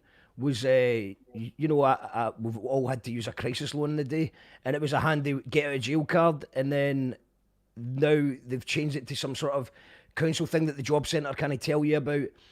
So how many people have went under because they don't know it's available? No, exactly. It's the same way that there was that horrible story of the refugee that we don't know the full details of, but whatever it came down to is the fact that she needed money to survive. And then like you said, man, they come back and say, oh no, she was entitled to this, but it's like, well, where's the hell? Why not simplify these structures just so people can get it? And that's why we're talking about universal basic income. It's a no-brainer for me, because I think there's just so many people. What amazing stuff could people come up with if they didn't have to worry about the stress of just feeding their family and paying their bills and keeping the roof over their head? what amazing things can people do. And yes, some people would play their Xbox all day, but guess what? I don't give a shit if people play their Xbox I all think day. you're right. I think it's not. If that's what you're worried about in life, you're doing life wrong, man. That's on that person. If they want to waste their life just playing the computer, up to them. We've got Boris is a pie. We've got who else we got? Could do a live chat once a week or so for your Patreon folks and loads of the vids. People fall for more than one show there. So right, so this is the problem that I've come up against this now, because most of my audience are skint, so I worry about putting up a paywall at all for any of these shows. That's why I keep the shows free for everyone to watch, and then make it optional donations. And I mean, that's what I've done pretty much with my music as well. It's like, you know, obviously you need to pay for the hard copy if you're buying a vinyl or a CD because they have outlays. But once you've made the song and it's out there, why not have a pay what you want download? And that seems to work. Because most people will take it for free. But some people, I think eventually after a while, if they go, like, I've been listening to this a lot, or I've been watching, you know, I've watched 50 of my shows, they'll maybe go, right, okay, maybe now's the time to stick in £3. You know what I mean? Glasgow City Council, says Buddha. Yeah, it's the Scottish Hardship Fund, that's what it's called. So anyone that's worrying out there, the lack of crisis loans, the Scottish Hardship Fund does exist, and go and get them if you need it. Don't be fucking freezing. Do you know what I mean? It's disgusting. We've got us Scottish people don't get tell it, says Colette. Petra says definitely going to follow BPB. Get back on the Twitter. Was that him or me? Yeah, he is on Twitter. Discontent is the Twitter. Yeah, again though, but I don't, not in the way that I used, not in the way I used to be. Like, you know what I mean? It's still quite good. You hit the retweet button when I tagged you in it. That's quite good because the majority of people that come on this show don't do that. So, well done. No. You've got to retweet things like that. Alison Wallace says, I was in his house last year, Space Mountain. Are you talking about, I take it you're talking about Space Hugo. Martin Glover? All right, okay. I think so. Who's on the show on Tuesday? Do you know, I think he's in the mountains in Spain, and that was a place I went on holiday a couple of years ago. I've got a friend that lives over there, and it's a beautiful place. Okay. We've got, I'd rather have a bottle in front of me than a frontal lobotomy, but Prohibition Scotland seems to be back in enforcement. James Craig Page. So this is a good guy. This is a great guy. He's a great artist. That guy there. He's a great artist. I know this guy. Should they have some Creative Scotland funding? He should. He should fucking have any funding. He's a good man. He's a fucking medium, and he actually is. I was always pretty skeptical about that stuff, but he's actually he can read people's minds. It's quite an impressive feat. Like, you know, he's got some magical powers. See, there's a guy I know who claimed to be a psychic, and I said to him, right, okay, say something, you know. He's coming up with the vague stuff, you know, like, you will face challenges and you'll overcome challenges, and, you know, stuff's going to happen. And I was like, no, I want something more specific than that. And he said a thing that a couple of years later, I was like, holy shit, that's actually pretty good. It wasn't bang on, but it was close enough. That's like this guy. This guy's come with some fucking incisive profundity, like, you know what I mean, right into the cerebral cortex, like, you know. Captain says, need to go, Mark. Great show again. Cheers, Captain. Colette says, sweet voice, babes, true words. Blow your farms, foods in 20 years will grow indoors. Blow your farm foods in 20 years will grow indoors. Aye.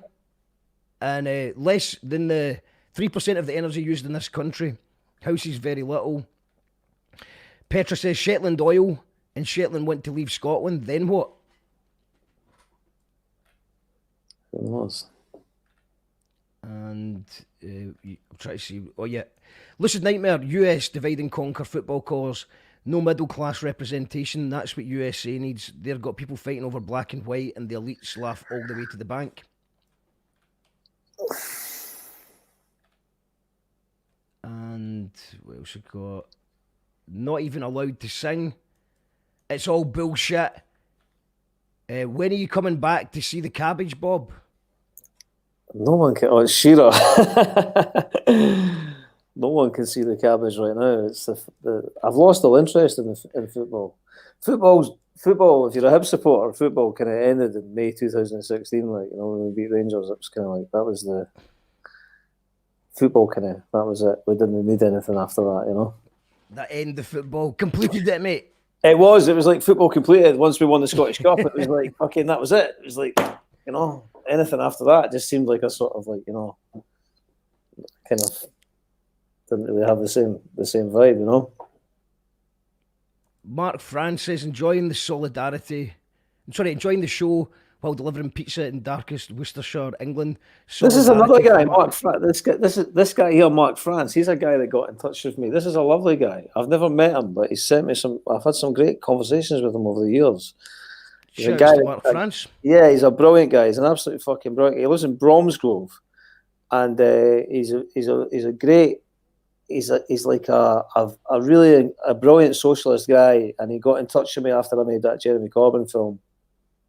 And we sort of started to communicate via message and stuff, you know.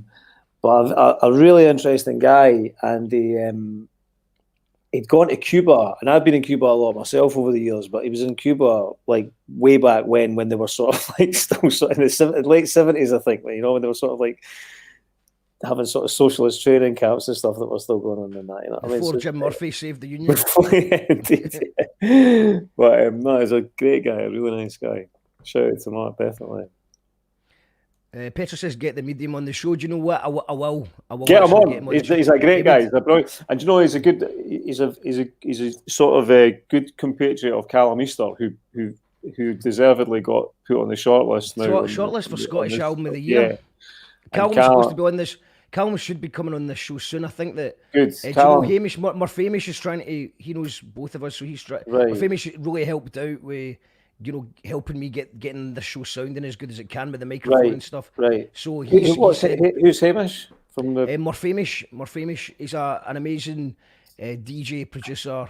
Right. Okay. Just all round good guy. I know him from the festival scene and stuff right, like that, and the techno scene. Okay. So well, I think he does a lot of audio. I think he does a podcast audio production these days.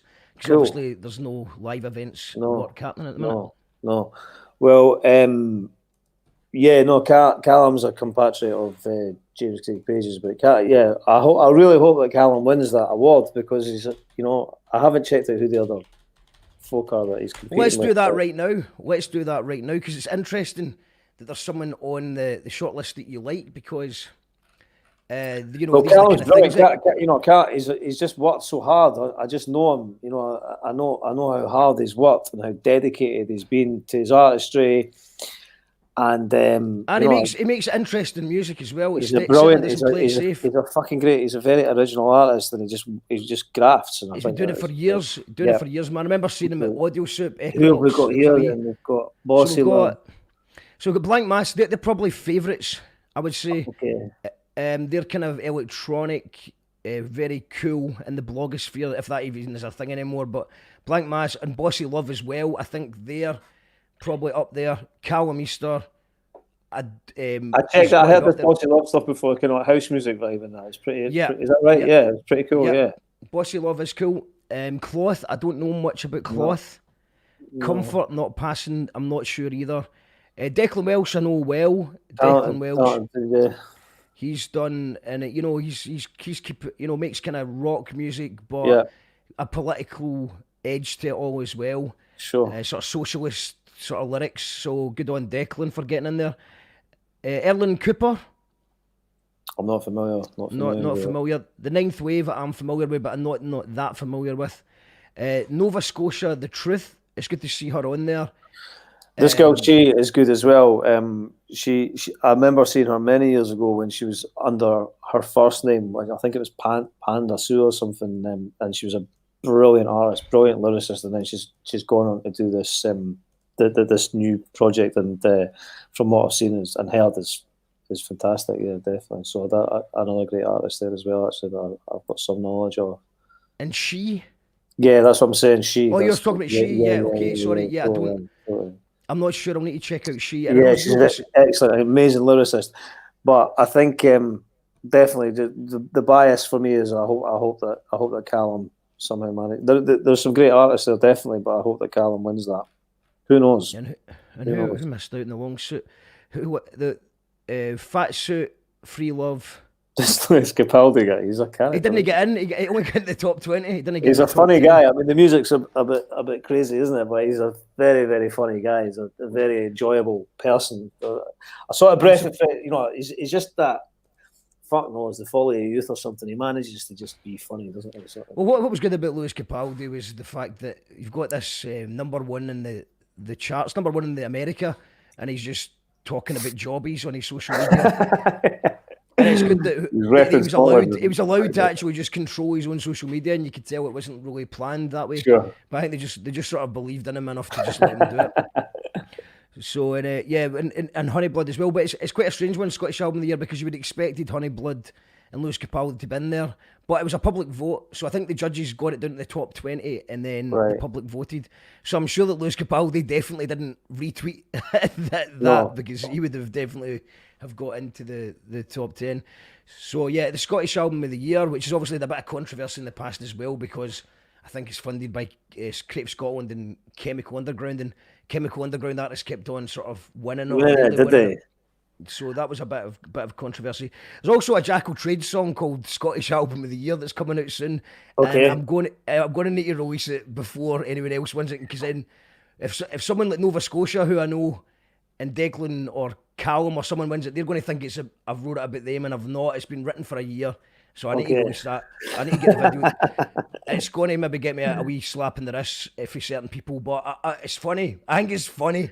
It's got to be done, man. You can't not do it if you're going to upset people. You got. In fact, my general rule of thumb is, like, if it's going to upset people, it has to be done. You know what I mean? Yeah, well, I'm doing it. You can't not. The producer that made the beat doesn't want anything to do with it. The producer that made the beat says keep my name out of it. So as a result, it's going to be Jackal Trees. Anytime anyone collaborates with me, they're always. I'm like, what will I put you down as? I'm just like, why? What's this? Why don't you want to be associated? Happy birthday, Petra, by the way. I noticed that you did talk about John Lennon earlier on, and it's your birthday, so happy birthday, Petra. I'm seeing lots of John Lennon comments. And it's his birthday. Can you give me just 2 seconds, Mark? Yeah. In fact, I'm going to play the What Was Done trailer, because we want to talk about that. Nah, don't. You want unless you do. It's the trailer. Do you want to talk about it? A trailer? Okay, right. Okay, do that. I'm just going to play the trailer. Okay. Cool. Okay. We're just going to put this trailer on, and this is the film What Was Done. As the atrocious terms of the Brexit became public, a furious sense of betrayal swept the populace. Riots erupted on the streets of every major conurbation. Britain, where violence and looting spread to 3 other cities last night. It is Britain's worst rioting in 25 years. Theresa May is facing fresh calls to resign. A stunned silence there. From Mrs May, Jeremy Corbyn said the choice is strong and stable leadership. When hope seemed all but lost, one man changed everything.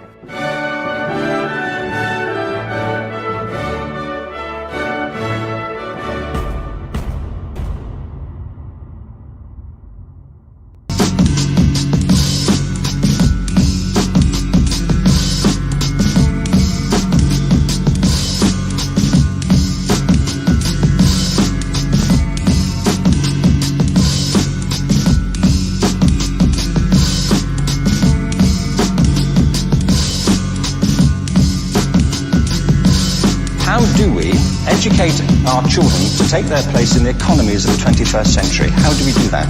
Given that we can't anticipate what the economy will look like at the end of next week. Every country on earth is trying to figure out how do we educate our children so they have a sense of cultural identity and so that we can pass on the cultural genes of our communities while being part of the process of globalization. How do we square that circle?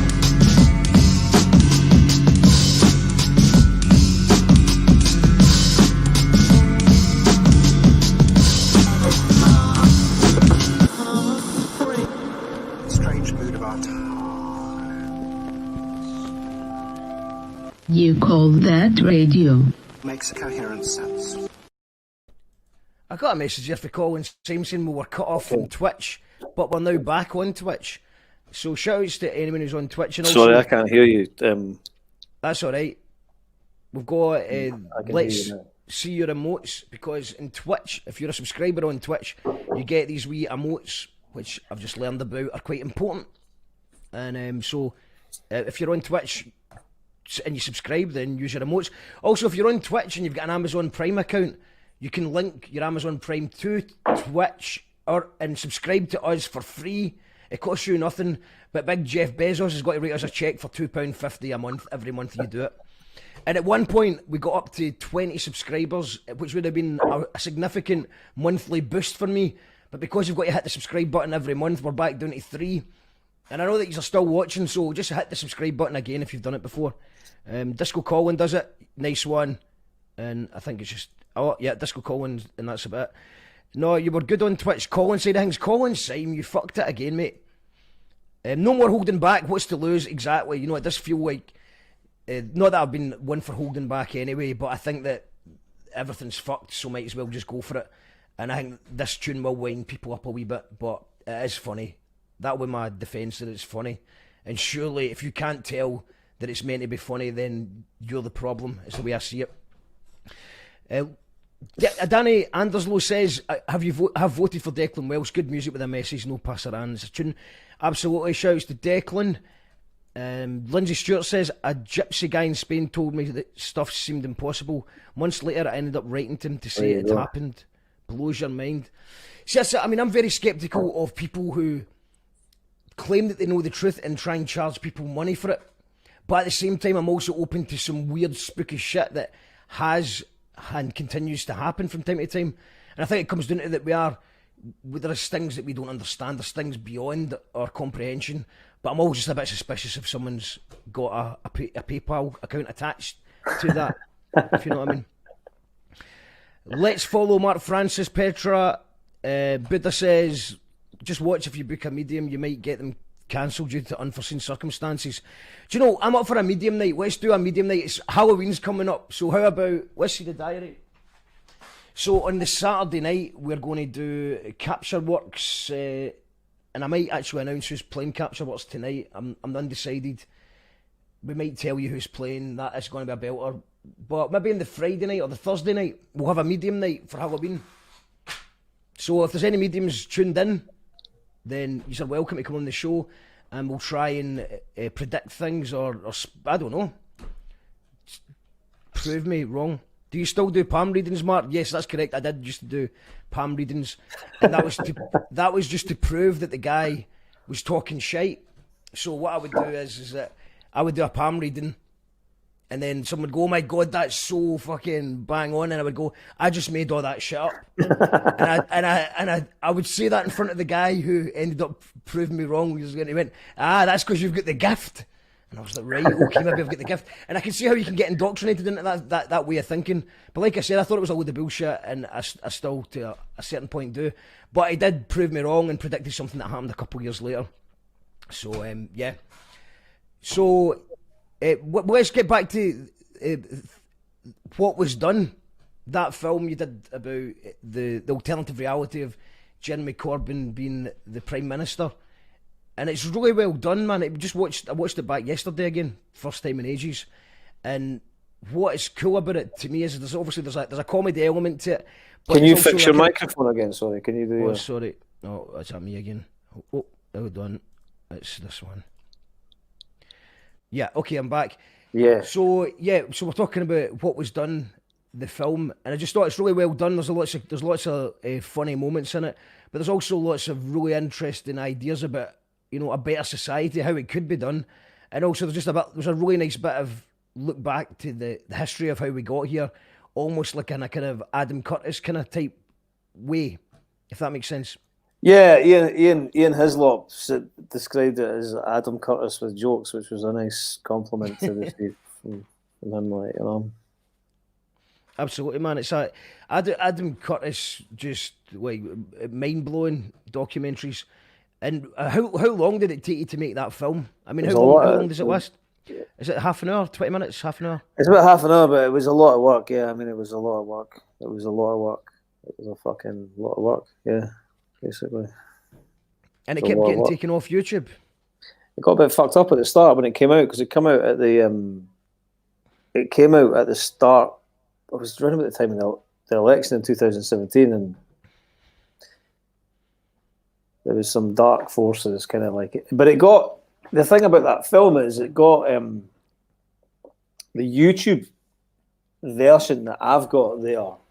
I think there's maybe about 50,000 views or something like that. But the actual figures that the views of the film were over 1 million by the time it had been on all these different like it had been, what do you call it? Like people had taken it and re-uploaded it, and there was Facebook sites. There was like political sites and Facebook sites in England and stuff that had, like, one had 180,000 views at one point, one had like 200 and something thousand views or whatever, and then there was other YouTube versions of it as well. So it was on it was on every platform basically.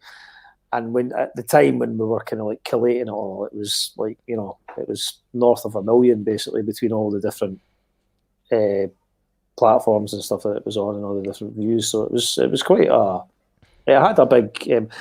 I didn't. Again, it's like, oh fuck, you know. I mean, when Norrie and I made the Saviour of the Union, made the Jim Murphy film, we were a bit stupid. We never put any kind of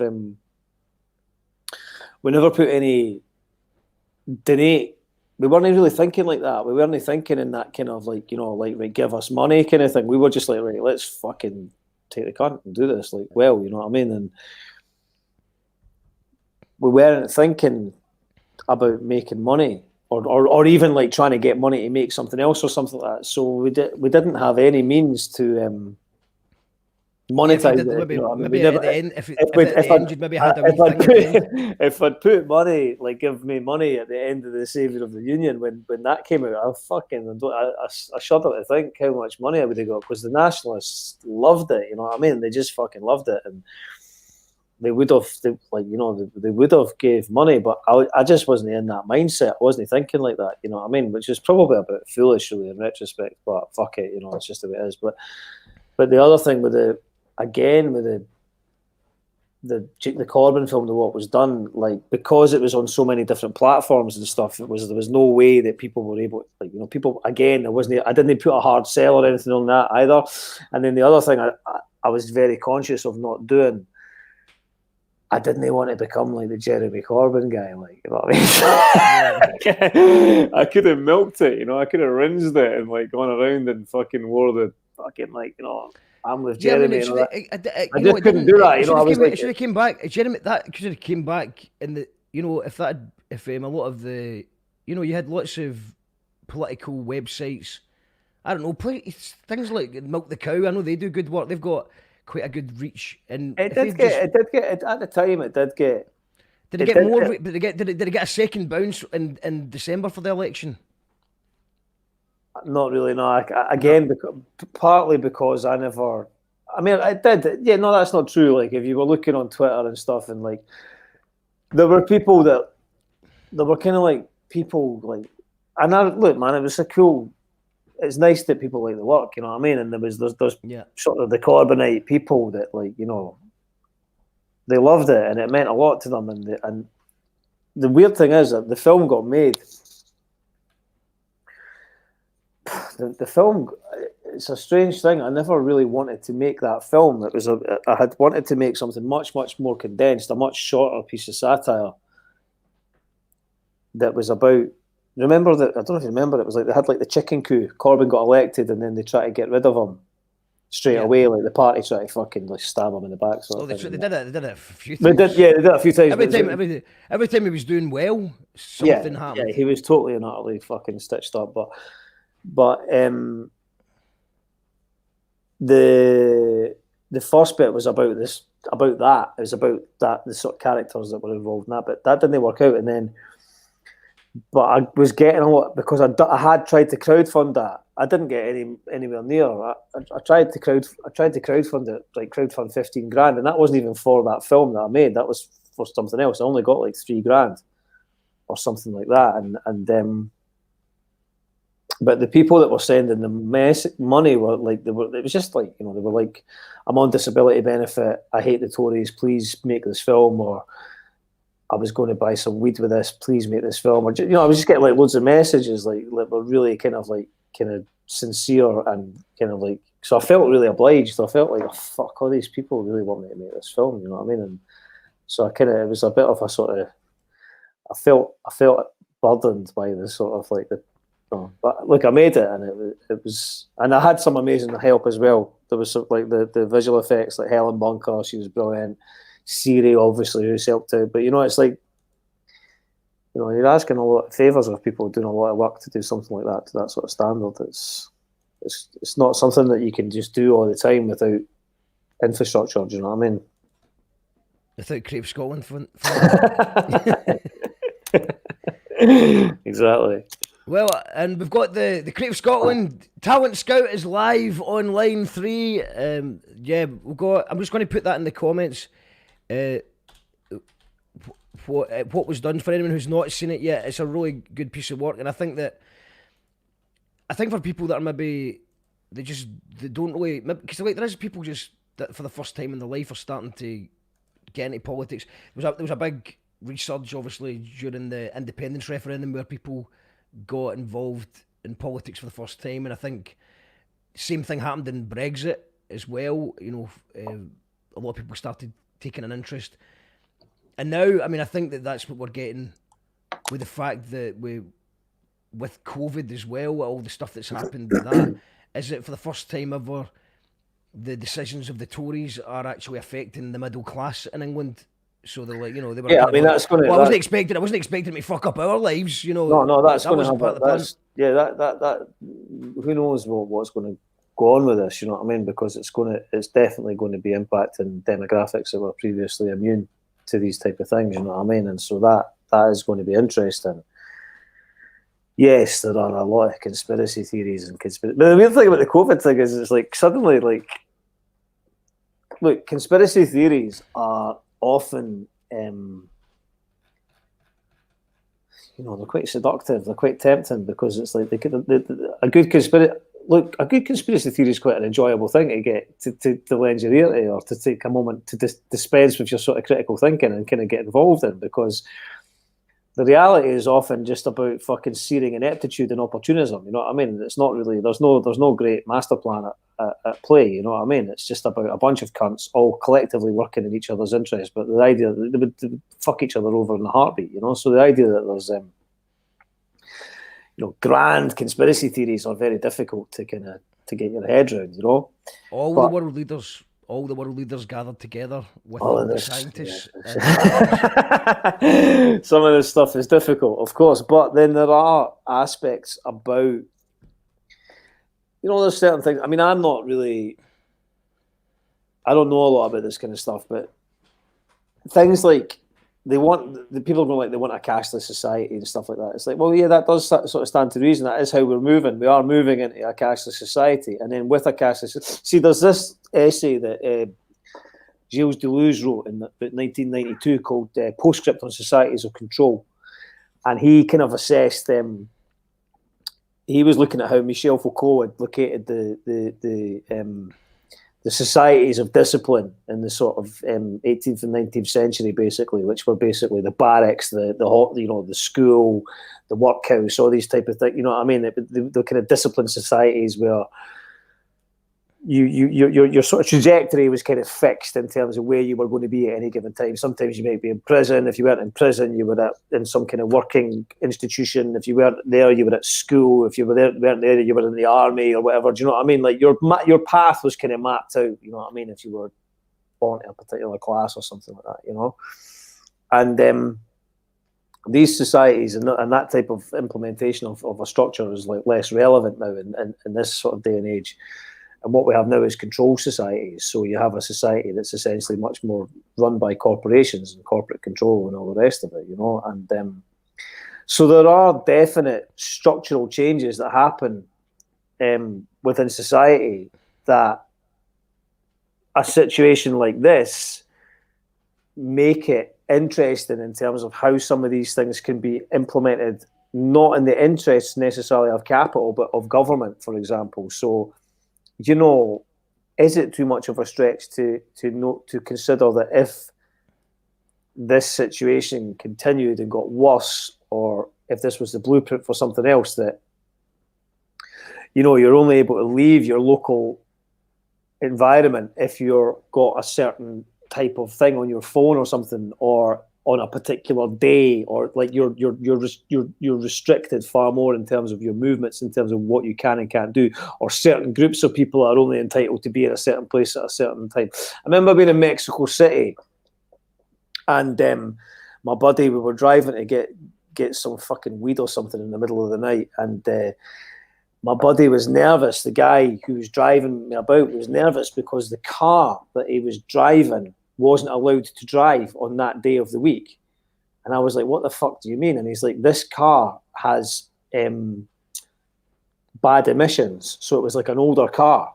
And all the vehicles that had those type of emissions were only allowed to be driven on certain days of the week. So this was a way that they had kind of reduced for congestion or whatever. Do you know what I mean? But it kind of made me think of that sort of thing with this whole COVID stuff. Is like, you know, segregating how certain groups of things can operate at certain times. You know what I mean? Breaking up the sort of like the free flow of society. Do you know what I mean? And when you start to think about it, about certain situations and times where that becomes relevant, this is kind of like this situation could allow for the experimentation of certain controlled society measures that are far more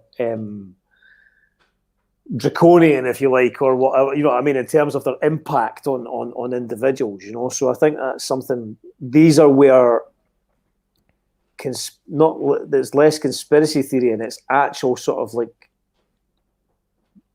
you know, how would you sort of like a, you know, societal engineering or something like that, it would be implemented, you know.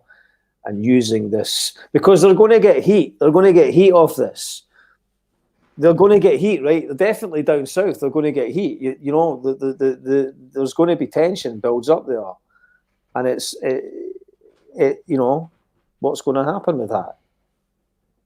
That's going It's to interesting what you said in the what was done was quite interesting to talk about how the reason that maybe the reason that all these sort of socialist changes like the yes, these things happen because if they didn't do that, this is you never see any of these fucking history twats, these Dan Snows, these pomp and circumstance, you know, all these kind of like, you know, like Pride of Britain kind of history programs, like, you know, like, you know, getting all excited about how the victories that they had and all the rest of it. What they had was within 20 years between the First and Second World War was just like, you know, just utter cannon fodder, which was basically the working class, you know. It's like, here's the working class, like shovel them up onto the front line and have them annihilated. And you had a population that were trained. They came back from the Second World War, and they were basically like, well, you've trained us all now, and you've showed us how to mobilize, and like basically, so they basically had militias essentially if they didn't fucking deliver. And so people were like, well, you better give me. I'm sick of sharing fucking a toilet with 10 other families. I want my own fucking toilet, and I want, like, you know, I want a job, and I want a fucking health service. And the thing is that it wouldn't have mattered what party was in post-war. Whoever it was known within the entire political structure that they were going to have to make some serious concessions and deliver, or there would be no Houses of Parliament. There would just be a pile of fucking ashes. That's all that would be there. Trust me on that. There's no way. And this has been erased from the historical, you know, kind of like interpretation of events. You know, unsurprisingly so, but. The reason that all the reforms came in, the reason you have a national health service, well, the reason all of these things happened, nationalisation of energy, like everything, all these things that happened, you know, the explosion in education to the wider classes and all the rest of it, it's like these reforms were made for the working class as kind of like, you know, as a buffer, because they knew the heat was on. And then obviously what's happened in the period leading up to the sort of beginning of the neoliberal period is like that was all just began to be dismantled, and it's continued to be dismantled and taken back. But this is unacceptable. This is not acceptable, and this is why people need to be very, very careful about throwing their weight and support behind kind of very superficial political parties that have no actual actual ideology about how they're going to redistribute wealth or how they're going to support the actual society. We need, one of the things that bothers me about Scotland is that people were politicised during the referendum period. People became engaged politically. There was that sort of participatory element. There was a sense that politics and the decisions and the ideas of how your country could be shaped were not just for an elite section of society who just fucking, discussed these things and then sent out edicts. It was something that everybody could get involved in to a certain extent. And the Yes movement kind of thinks that still exists, and the SNP trade on that. They trade on that sense of kind of the idea that they are somehow associated with that, but they're not associated with that. And really, if people want this bold vision, this idea for this Scotland that everybody kind of goes on about, we're going to have this wonderful country that's not going to have poverty, that's going to be redistributive in the way that it deals with wealth and all this kind of stuff, and how it's going to raise attainment, how it's going to do all of these things. It's like, why don't you start actively, massively, proactively looking at the type of political structures that can produce and deliver that type of society now, before you start going into this notion of independence? Because the current people, this idea that the SNP are the vehicle to independence, it's like a catchphrase, but it actually doesn't have any. I also am very much of the opinion that they're not in any real hurry. Two things going to happen at the minute, right? First of all, like I said in that video that I made, they have been in no hurry to have a referendum, or else they would have implemented. They've repeated the same rhetoric for the last 5 years. You know what I mean? They keep coming up with the same thing. It's the same rhetoric. If you vote as and even the most sort of ardent, like I call them clan unicorn, you know what I mean? But even the most kind of acolyte type members, you know what I mean, have started to go, hold on a minute, this doesn't really seem to be. And the reason for that is because it's just political speak, right? Politics is just about disassociating integrity from the things that you say, right? That means you just fucking say something. It doesn't matter. It doesn't matter if you can deliver on it or whatever. It doesn't, just say it now, right? Get the X on the voting ballot, right? Right now, the thing that's interesting about this particular period, right? See, the SNP are nervous, right? They're really nervous at the minute because they've got a few months, 6 months before this election, right? And because of the COVID thing and everything, right? And everything that's going on with that, right? They are nervous because the truth is they don't have a fucking clue. There is not a single person in that political organisation has a fucking clue what is going to happen next year after May. What they do know is that there's supposed to be an election in May for the Scottish Parliament. And so they will now say anything. They will say and do anything to make sure that they get their seats in May, right? That is the only thing that every single prospective, either if they want to keep their seat or prospective member of the Scottish Parliament, the next sitting, is thinking about right now, is how do I get into that Parliament in May? They don't have do you think there's an element of what I've kind of observed is that in order to be different, so say for example, if the election was maybe 2 months ago, Tories have done such a terrible job that I think you would have got an SNP landslide. You would have got. There's going to be an SNP. You would have got a referendum. You would have got a yes vote. However, now it seems like in order to differentiate from what the Tories have done, it's almost like SNP want to be that extra cautious, going that extra mile to make safer. But like you said, they don't actually have a clue what's going on. So this is there's empty things we've done, but just like we're the only ones with no background music. Just we're always trying to do these extra safety measures. Okay, I add up. So are they just try to go that way? So it's like it's like Nicola will look after you if you vote for her because what you have is they're chasing a particular demographic, right? They're not interested in the working class. There's absolutely no, the SNP couldn't give a fuck if you're working class. They're interested in the middle class demographic, right? That it's a middle class project. The SNP is a middle class project, right? It's about chasing a demographic, a middle class vote, which is swing Tory voters and maybe even some Tory voters if they can.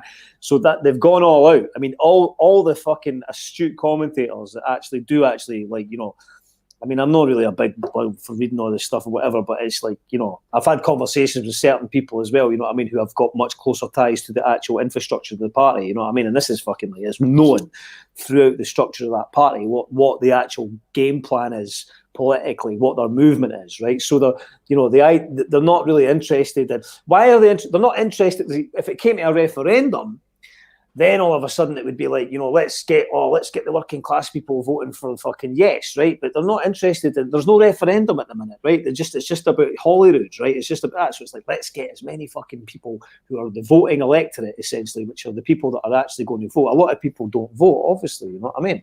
It's like they're interested in the middle class demographic, right? Now, the thing is that there's this idea amongst the sort of there's this idea amongst some of the Yes movement, or the pro-indie movement, that Boris Johnson is going to give them a Section 30 because he's going to have to. Certain blogs or whatever have been, you know, plugging this idea, like, you know, that because we have this pro-indie majority, he cares about the law. He's a guy that cares about the law. Yeah, right, bro. You know what I'm saying, right? I mean, for fuck's sake, right? It's like you couldn't have it. It's like, this is an unscrupulous fucking, like, you know, total fuckwit, charlatan. His name's not even Boris, is it, right? His name's Alistair or something. Do you know what I mean? He's a complete and utter fucking piss-taking cunt. And the idea that he's going to, you could have, it wouldn't matter if you had 90% in favour of independence at the polls, you're no getting a Section 30, right? The idea that they're going to give a Section 30 is fucking ludicrous, right? So all of these people that they've been incredibly kind of smug about it and all the rest of it, and you're just like, you're going to look like fucking idiots. You're going to look like idiots. Guaranteed. I put a bet on it right now. There is no way that those fucking pieces of shit are going to fucking be swayed for some reason to give a Section 30, right? So you need something different. You need a different approach in terms of how your country, or what's going on with your society, in terms of how they want that independence. So we're in trouble because basically you've got a middle class demographic. What are they going to do? You know, not buy avocados or something, or fucking go and fucking, you know what I mean? What are they going to do? Like, you know what I mean? To be annoyed, they're going to write a letter to the Radio Times or something. Do you know what I mean? And complain that they want their Section 30. They're not going to go and fucking, like, you know, there's this idea in sections of the independence movement that, like, the Scottish public are going to take to the streets and fucking, like, you know, cause outrage and that. It's like, that's not going to fucking happen. That's not going to happen. This is a myth. You know, if there was a political movement in Scotland where it was clear for those at the lowest end of the fucking the ladder, you know what I mean, at the lowest end of the fucking, you know, situation, were going to be like determinably looked after in this new fucking state, and that it was like they could understand that this was a sea change politically in terms of the entire structure of politics, in terms of even how, you know, why have we got a career in politics? No, let's have somebody in for a year at best. Why, you know, even 6 months, or 6 months to a year, right? Fuck off. Let's get someone else in. Do you know what I mean? It's like, why having a career in politics is the fucking problem, right? Political careerists, the political class. The fuck is that? So you need to pass 4 job interviews, and you've just got 2 decades. Just get to fuck. Why the fuck are you in for the net? And why should you come back? This cunt fucking that's coming in that wants to get in Edinburgh Central, Angus Robertson and that. Get to fuck. You can fuck off. You know, let's get independent, like you say. Let's get independence, and let's get independence in on a slate or something. But these are sort of more kind of interesting things to look at. Maybe not throughout the dialogue in this particular conversation, but I think that you know, they're in trouble, and I think that the Scottish public, if they've got any, this is what pisses me off, right? Is that the independence movement is quite a large movement, but it's not political. It lacks political acumen. It's quasi-religious. That's when you have these marches and everything like that. It's all good feeling and it's goodwill and all the rest of it, but there's very little sort of political thought behind it. It's very much like they just want independence. They just want independence, and that it's like this is not a good political structure. This is not something that's sensible. What you need is a very politicized population who are sharp and aware of what they want, and there has to be a strong ideology there. And I believe it can happen. And in some respects, I think it will happen. I think there's an appetite there, and I think there's certain people are becoming pretty frustrated, and they're also they're more aware of the kind of smoke and mirrors that gets played by the actual sort of established political structure.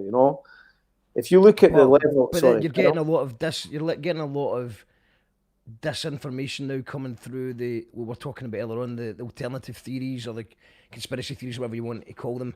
There's a lot of these that seems to have been infiltrated by the right, whether that's... Oh, they'll always exploit that. The right will always exploit that, of course, yeah, and definitely. You've got it's just very strange. Like, you've got a weird scenario where you've got like a multi-millionaire old white man in the White House who's somehow getting painted as an underdog. And there's lots of, the plucky underdog that's also president of the United States of America battling against the system. And I've never seen that one before, because usually it's, these blogs are usually going against the president or power, but it's changed in the last few years, I've noticed. Yeah, I mean, I think that... Well, basically, they're capitalised on the fact that people don't believe the mainstream media anymore. They don't believe the media. Well, they don't believe the politicians. But here's a strange thing, especially with the COVID thing, and that is like, we've had the left kind of like screaming for the last few decades about, the right wing media. It's owned by a minority of fucking Raj fucking oligarch, billionaire white guys, old white fuckers or whatever. You've got, it's manufactured consent. We've got all this kind of stuff going on. And then as soon as you've got the sort of anti-vax kind of COVID kind of people that are dubious about the way that the lockdown measures have been implemented, you've kind of got the left, especially, deriding these people and going crazy and saying, no, we need to adhere to the narrative, and that narrative that they're adhering to is coming from... demanding more rights are taken away and stuff. Well, like that's it. You know what I mean? And I think this is a very, very strange thing, and I think that this is a strange thing, and I think that there's, there are many, many medical professionals who contest the measures in the way that they're put out.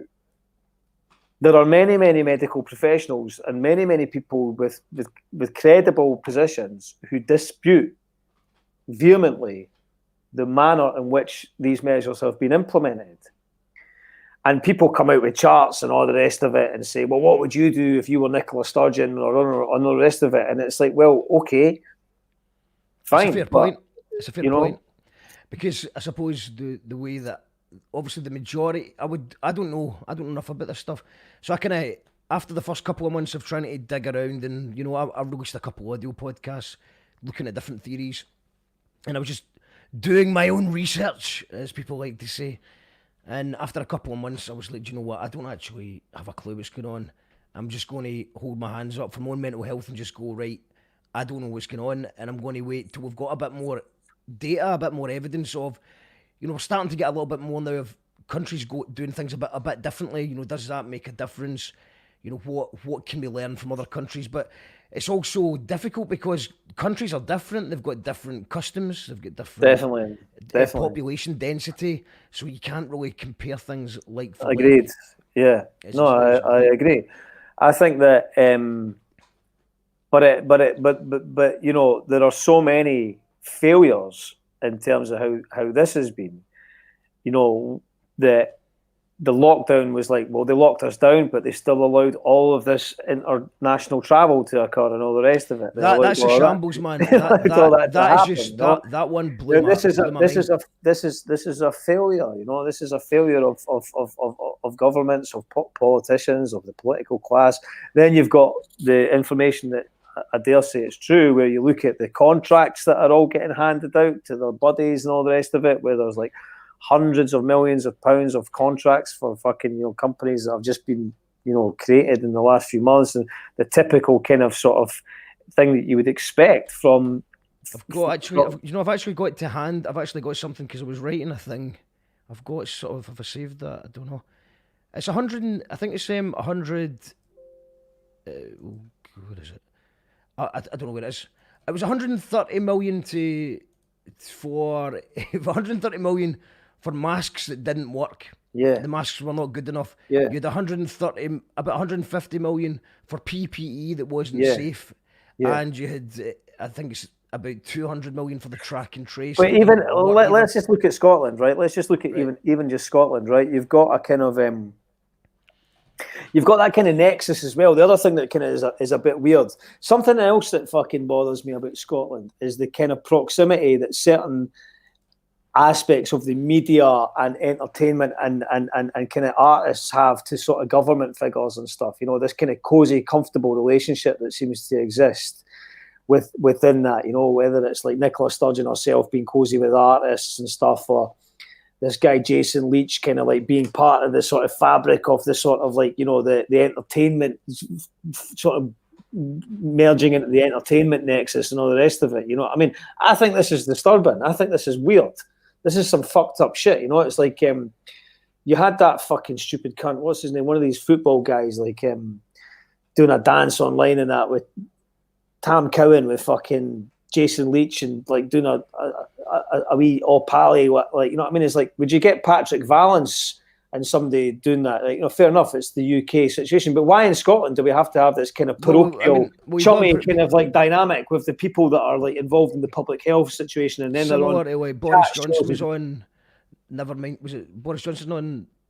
Have I got news for you or something? Have I got news for you? Yep. Yeah, these things happen. It's not cool, but I mean, it's like the idea. Again, here's another thing as well: is that idea that there's the nationalist movement is kind of like, especially the SNP, it's this sort of idea that our political class are so particularly different from the other political class. It's like, why? They're the political class. There's nothing fucking different about any of these fucking cunts. You know what I mean? It's like, what? They're the political class. The myth as well that when I shared something about the Triangle of Trades, did a Jackal Trees song about Triangle of Trades as well before, and I was called a yoon for sharing the propaganda that racism or the Merchant City slaves or any.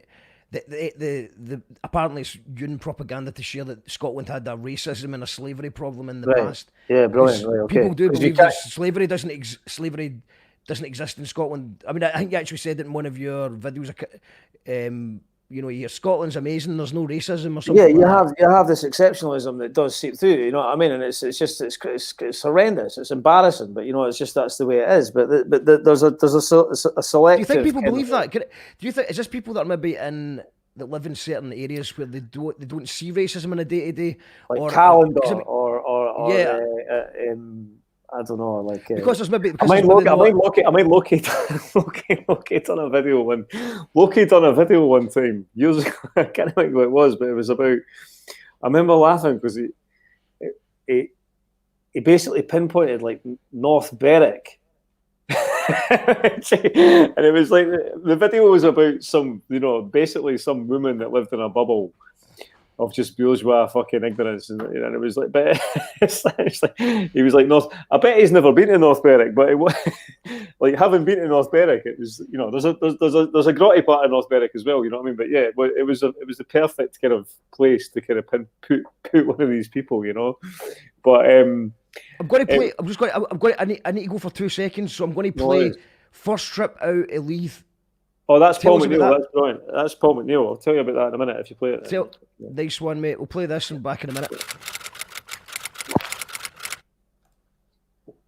Listen, man, it was our first trip out of Leith. We were going to North Berwick to see a boxing match. My mate, John, he's boxing. He's the Scottish Championship. Fucking brilliant. We're all excited. On the bus, it was our first trip out of Leith. Whole crowd there's, man. Big John's fucking Barry. He'll fucking knock that cunt out, man. First round, he's a fucking teapot, man. He's fucking Barry. He's getting it fucking toast, man. This old wifey pipes up. Excuse me? Would you mind trying to curtail your language, please? There's children on this bus.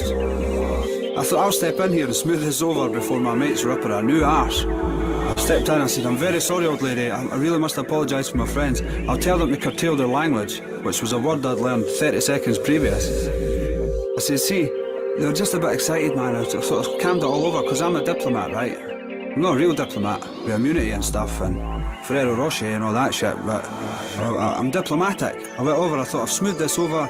Very sorry, old lady, I'll tell my friends, and it's not their fault. It's just every cunt swears where I come from. But they do. Every cunt swears in Leith. Every cunt, right? My man and dad swear, the lollipop lady swears, the teachers swear. Every cunt swears in Leith.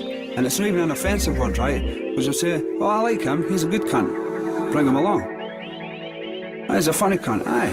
This cunt, that cunt, every cunt, it's just another word for a person. If I was to say person all the time, then I would be a posh cunt.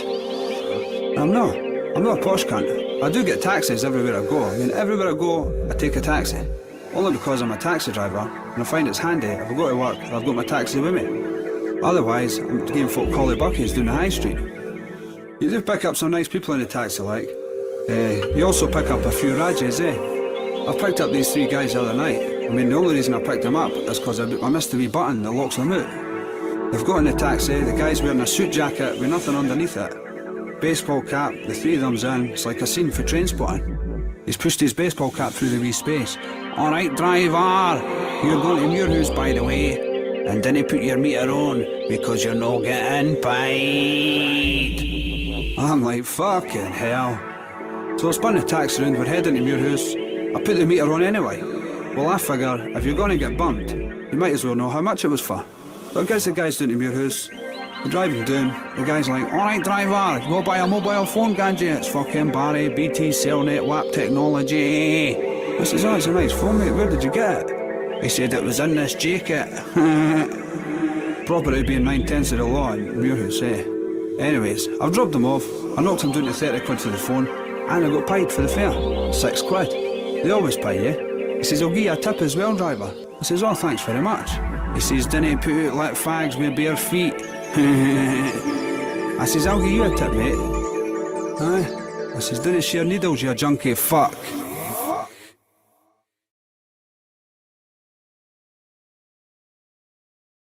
You call that radio, radio, radio. More like a TV show, TV show, TV show. On almost every night, every night, every night. It's gonna be streaming live, streaming live, streaming live. You call that radio, radio, radio. More like a TV show, TV show, TV show. On almost every night, every night, every night. It's gonna be streaming live, streaming live, streaming live. You call that radio.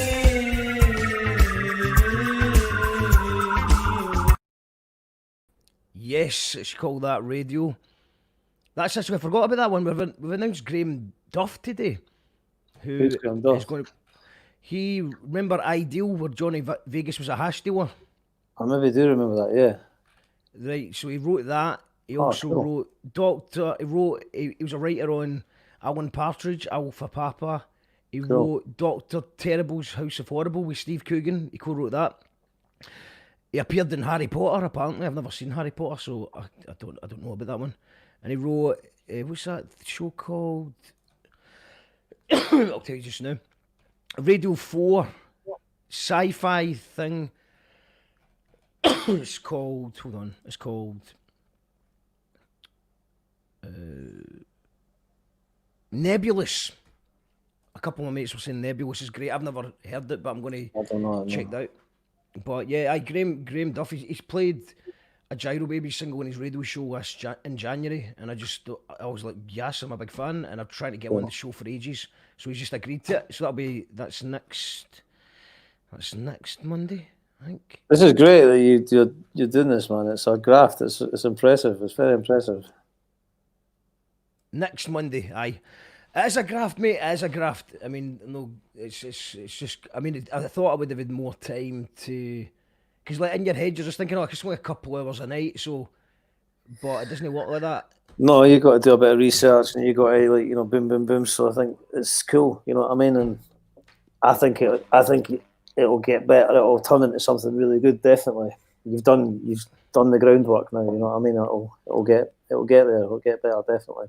It's good now. The good thing is that I can't do anything else. So this is probably by now I'd probably have got bored and be trying to do something else. But it's like you can't retrain as a plumber or something like that.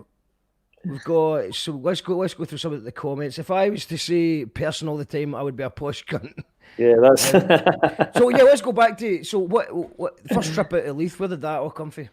That is just a work of art. That's Paul McNeil, who the weird thing about this is I used to, well, I still do produce music, but I was when I was really doing a lot of production, this would be how long ago would that be? That's probably I can't even think how long ago it was, but getting on to 20 years ago, and I was working with AJ Nuttall, who with Joe Malik was part of Blackenized and Zulus and various things. Basically, one of Scotland's sort of premier original hip hop artists and producers. Yush 2K is his label. AJ is a fucking just a genius, but a completely mad genius. He would just be producing stuff all the time. He's the first guy got me into doing raga and reggae and shit like that, and working with reggae artists and MCs and stuff. And but he had done this mad kind of project where he had gone and recorded loads of poets and comedians and various people. Paul McNeil was one of them. Paul is a taxi driver, and AJ did this a double album of poetry and spoken word things like that. And this was about 15, 16 years ago probably. And that was one of the pieces that was on it. And he did it, and he put soundscapes in that in the background and stuff, And he never did anything with it. He just fucking I had it on my drive. I had this gold on my drive, with there's about 25 tracks of all these. Remember the guy? There's a few tracks on it. I can't remember his name, but he's a funny guy. He did that. He's the Welsh guy. He done the video games program on Scottish TV, BBC Scotland sometimes. I think he lived in Glasgow. Diamond.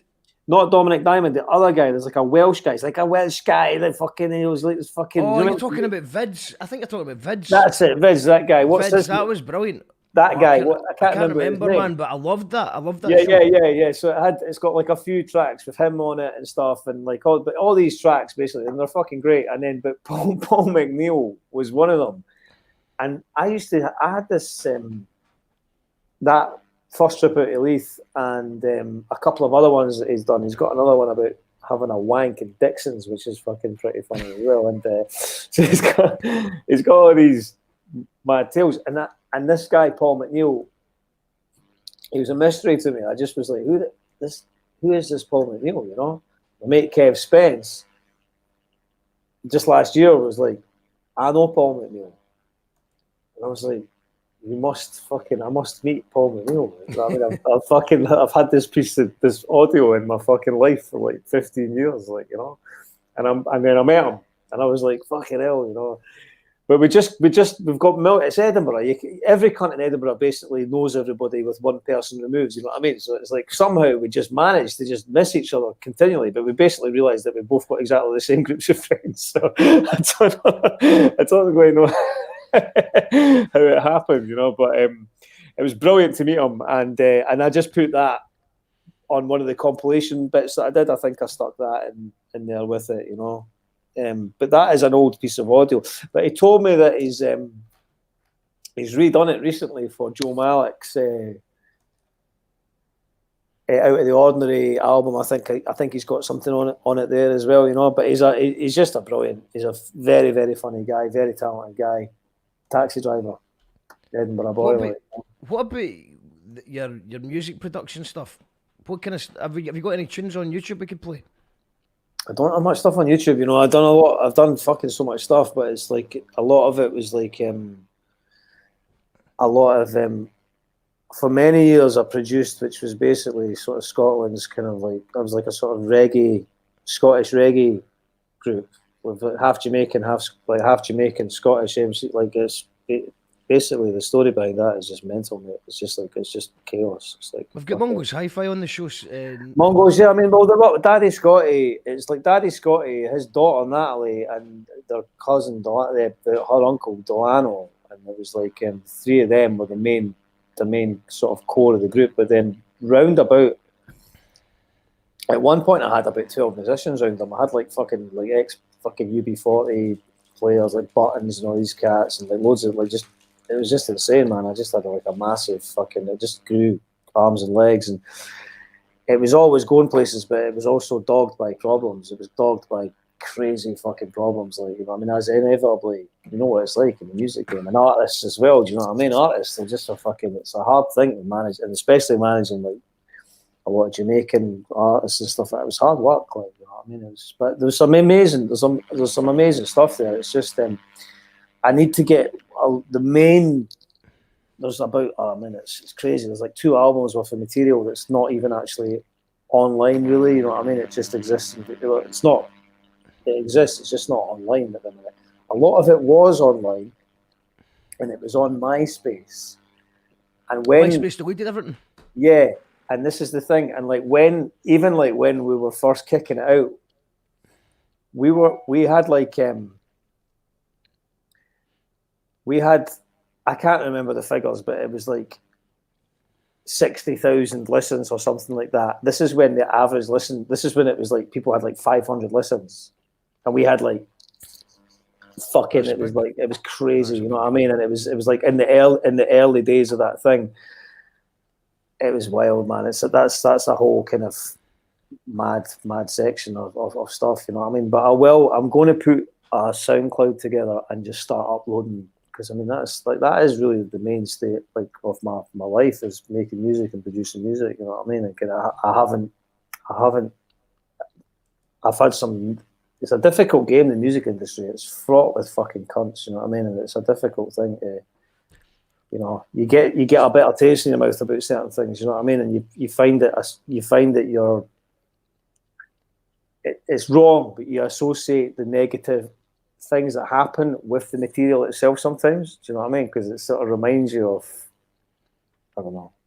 Maybe it's different from you because you're obviously in it, and it's a great time. It's a great time to be in the music industry right now, isn't it? Things have changed. I suppose maybe one way to look at it is maybe all the hangers on and people that are doing it for the fame and the glory will go and get jobs as accountants a wee bit earlier than they normally do. Yeah. People that you're going to really need to want to if you want to do it now. No, definitely. I would like to get back to a place of, you know, basically making. So this stub plate, I'm just going to. This is the other day. This is just Scotty came around. Let's just see. I've not heard this, so. Yeah, enough respect in the day. I respect to the man like Mark. I love how the man talk on the radio. In case you never know. You call that radio. Call that the radio. You call that radio. Call that the radio. Come and say, in me, my name, I'll just go with the flow. In me, my name, I'll just go with the flow. Till you miss a mark, now go bend down low. Till you miss a mark, now go bend down low. Boom. Lot of mercy. Yo. You call that radio. You call that radio. Come and say, don't you be another man, I'll go lose your head. Say, don't you be another, me say, and lose the head. Me say, radio. Call that a radio. Straight from out of Glasgow. Straight from out of Glasgow, nice enough on the studio. Come and say, in me, my name, I'll just go with the flow. In me, my name, I'll just go with the flow. Till you miss a mark, now go bend down low. Till you miss a mark, now go bend down low. No radio. You call that the radio. Them man I give you miss a lot of subject, and them a thing a man you can't object. So don't you ever come and disrespect. I love and respect in a every aspect. So big up all the audience and big up all the guests. They love to check the vibe because they know that is the best. Every knee shall bow and every tongue confess. And who Jack curse me say no man can bless. Say eeny, meeny, miny, mo, just go with the flow. Eeny, meeny, miny, mo, just go with the flow. So till you miss a mark, now go bend down low. Till you miss a mark, now go bend down low. Radio, radio, on that radio, radio. That is catching just a 92, a 92. No boy can string him up like no yo-yo. No boy can string him up like no yo-yo. You call that the radio, radio. You call that radio, radio. You call that radio, radio. Why I mean, I understand how the man must say radio. I mean, I see the man on TV. How the blood clot this? I understand. But the man I say radio, but we can't see him on TV. Lord of mercy, I love how you talk. Yeah, all Eden have to take a walk. Yeah, big old man like Mark. On the radio, him a talk. I know you the man, now you man in the skylark.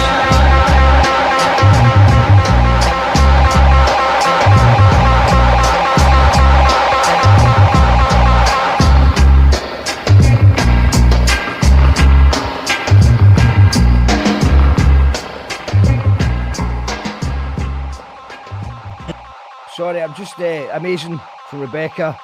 Just got a really a comment there that I'm actually in shock at.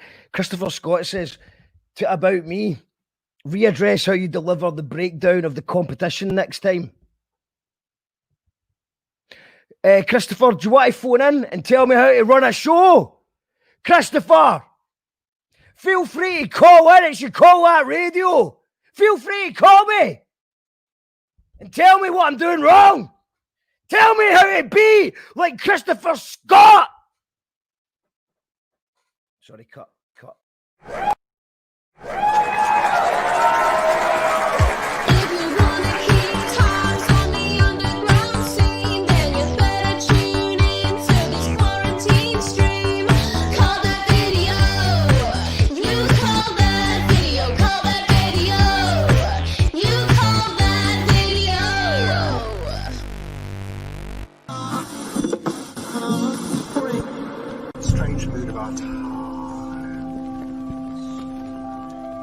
You call that radio? Fucking radio. Here to tell the people that we hear you. One God will not allow.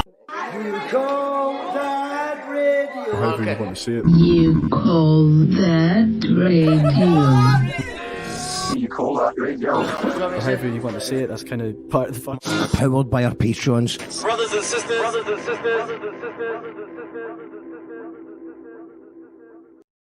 We are indeed powered by our patrons, so if you want to support the show, go to patreon.com/you call that radio.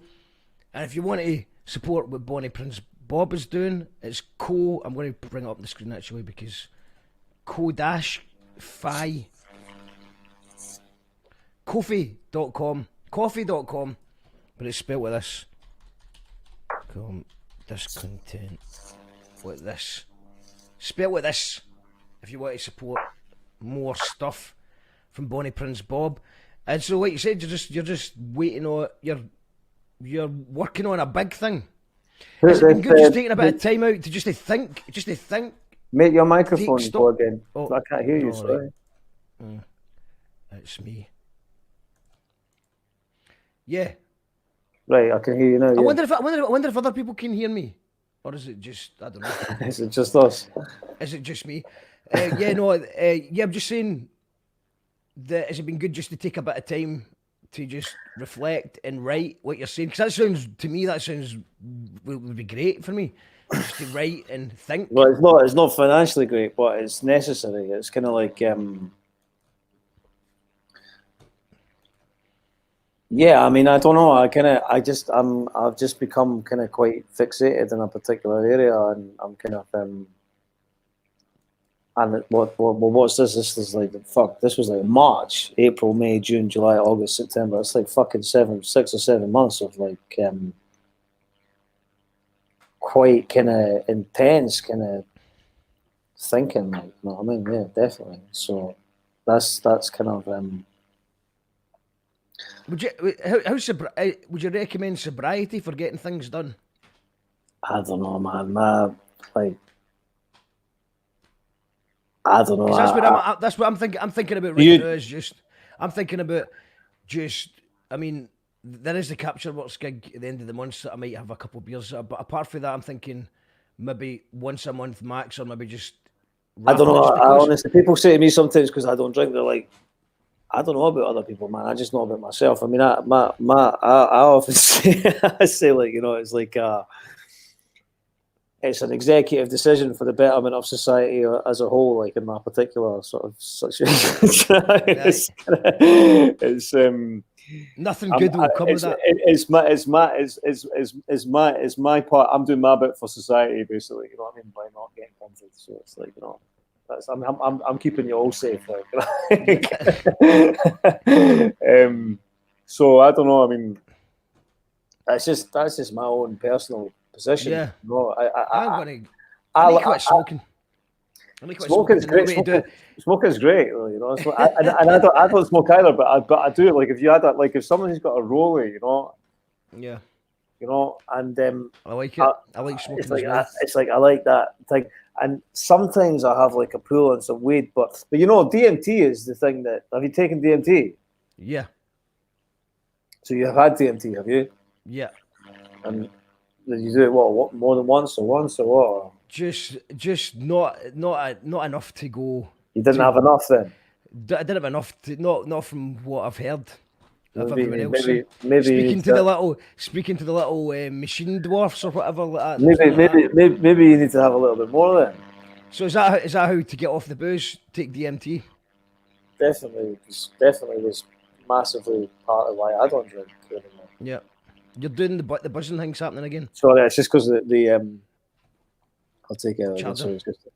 Yeah, yeah. I mean, it definitely. I liked in how at the end of spoiler alert for what was done, but the idea of mandatory making everybody taking DMT, mandatory DMT in order to go in. I think you would get better results, though. I think you would get better results.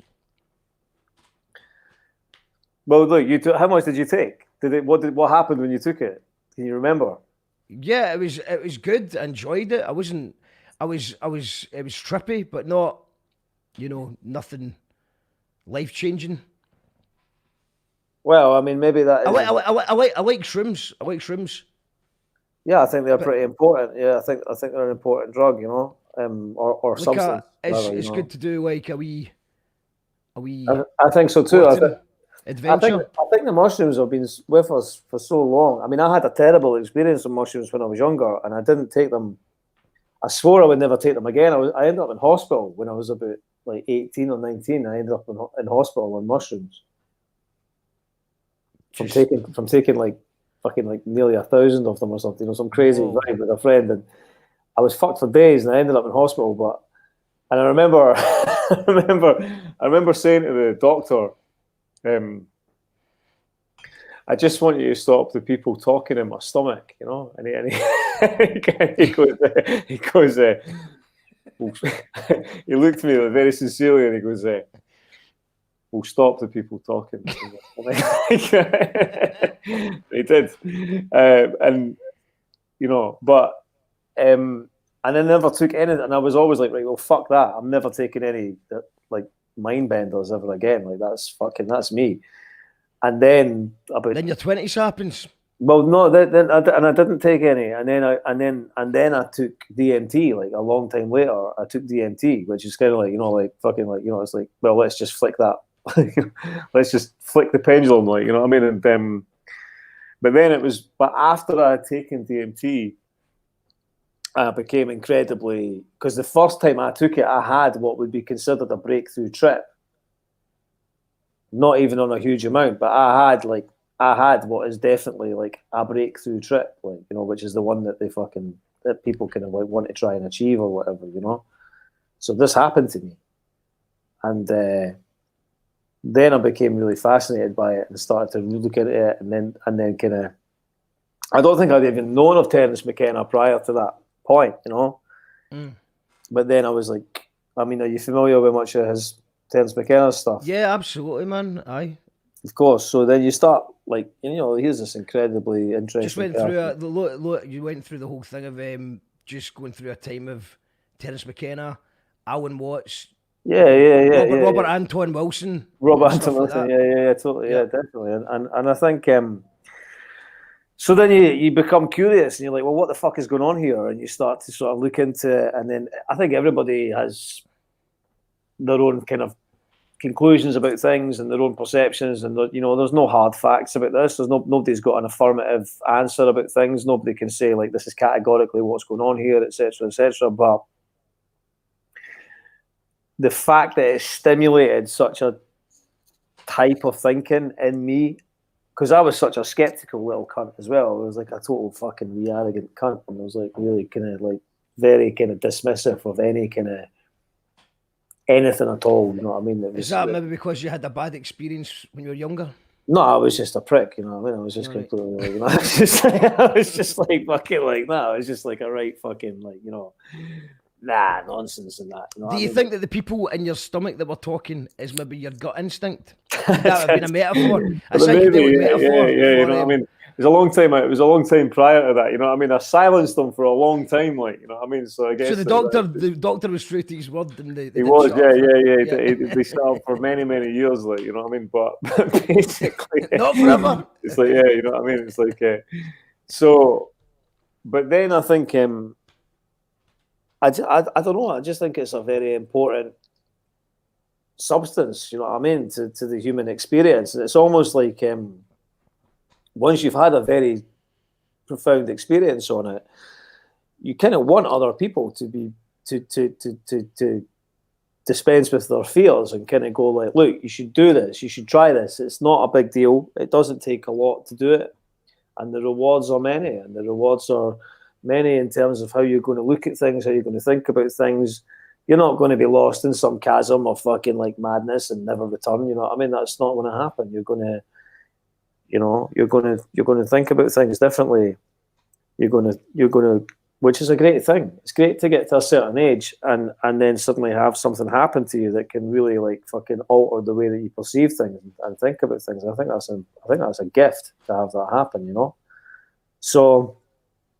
But also, I just think it's fascinating, and it's not something that you find that it's not something you want to do regularly. You know what I mean? But it's something that influences your thinking, and you know, it's just that sense of that there's something.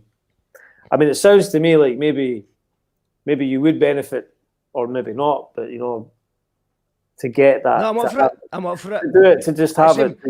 To have that kind of really Petra's saying I don't think you DMT. So what it was definitely DMT, but do you know that way where from experience, if someone tells you to have that amount, you shoot less, just from, you know. Of course, if somebody says this is what you want, you know, you always go like, tolerances.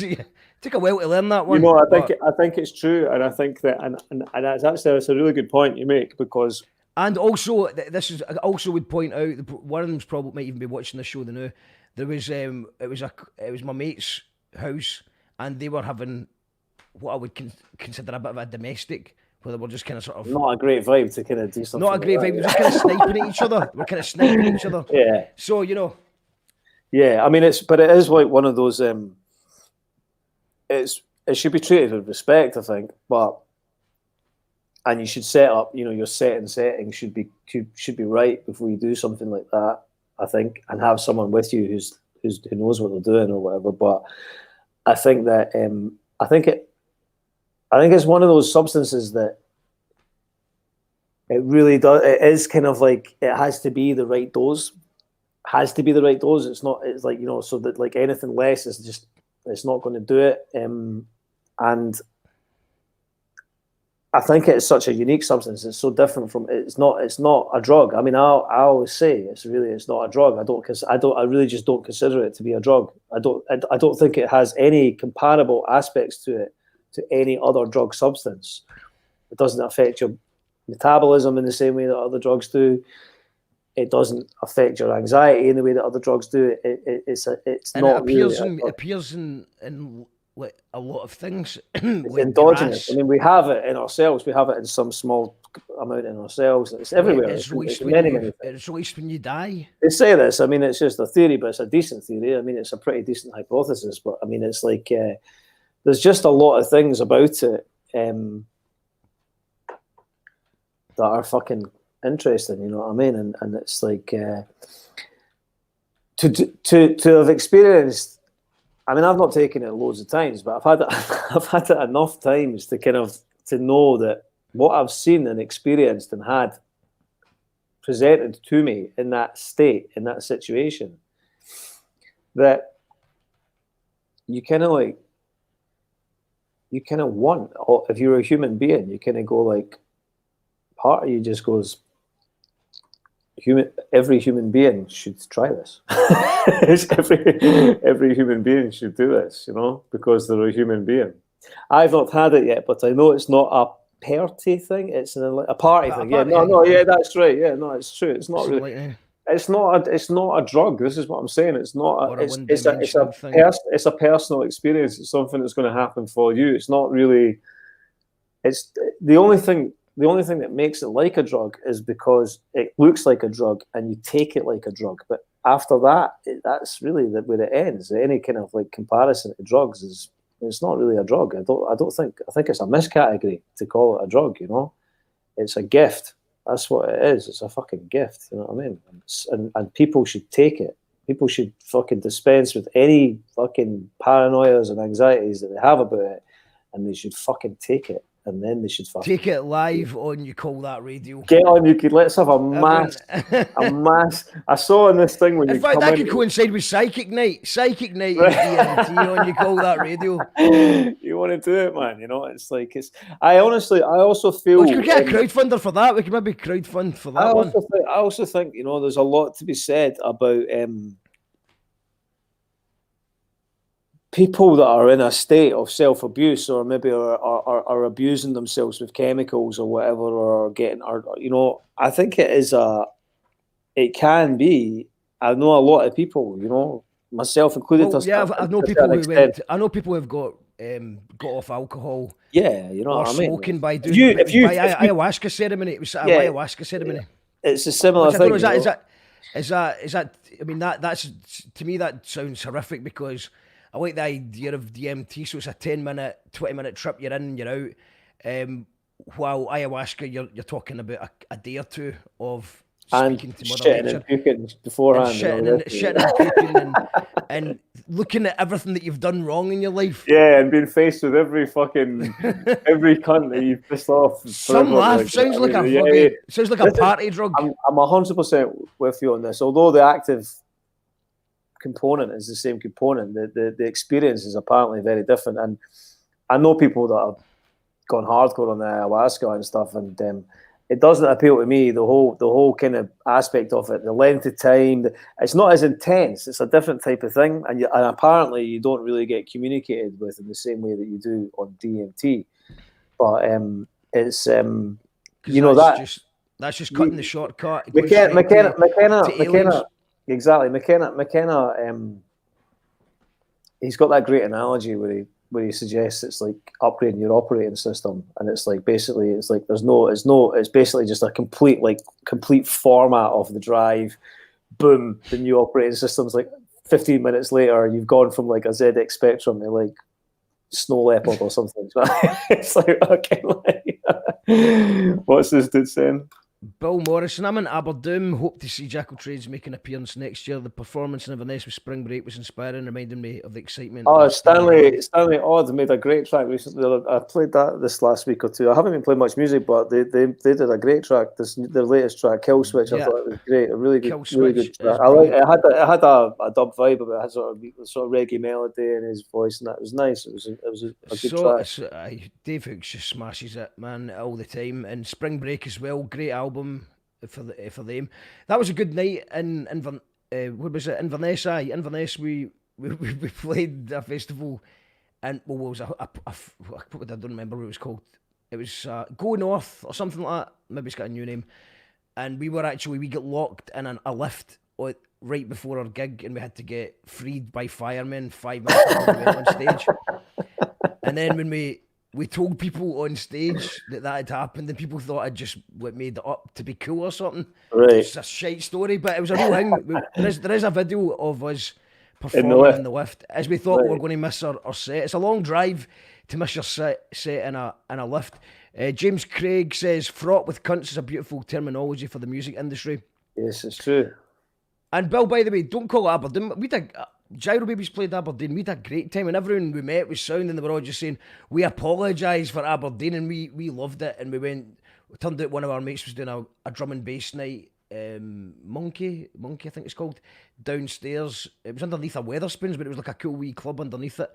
And it was like a pound a drink, and it was drum and bass. We had a great time. And what else we got here?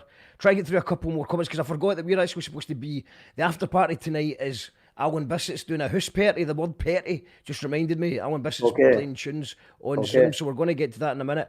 Get a couple of hallucinogenics shouldn't be taken if you're an overthinker. Not talking from experience. Well, I think it's just about, once again, being in that right setting, innit? So yeah, definitely. And you've got to you just got to let it happen and try not to overthink it too much. We got Tam the Van, if enlightened and no such thing as utopia, I think it's in, due to constant change. How many times do you need to be enlightened? I don't know what Once that means. a year. Once a year. Oh, right, you need okay. to be, I think you need to Yeah, be maybe. I once don't a know. year. Maybe. You need to operate your... Well, how often do you have to operate your operating system and your computer? Probably about the same. If you get a new... Well, I just got a new computer last month, so maybe it's time I updated my operating system. I want to take ayahuasca, but can't because the medication I take to keep me alive reacts with it. Scunner. Yeah, well, just... Oh, yeah, I guess it's not for everyone then, yeah. Yeah, everyone should take it. Yeah, disclaimer, like, you know what I mean? Disclaimer. Please consult your medical professional. Lindsay's DMT curious. Okay. Woo, Inverness. Yeah. That club was brilliant night. It was brilliant. Tam the Van was there. He drove us up there. Okay, so final, just to wrap it up, man.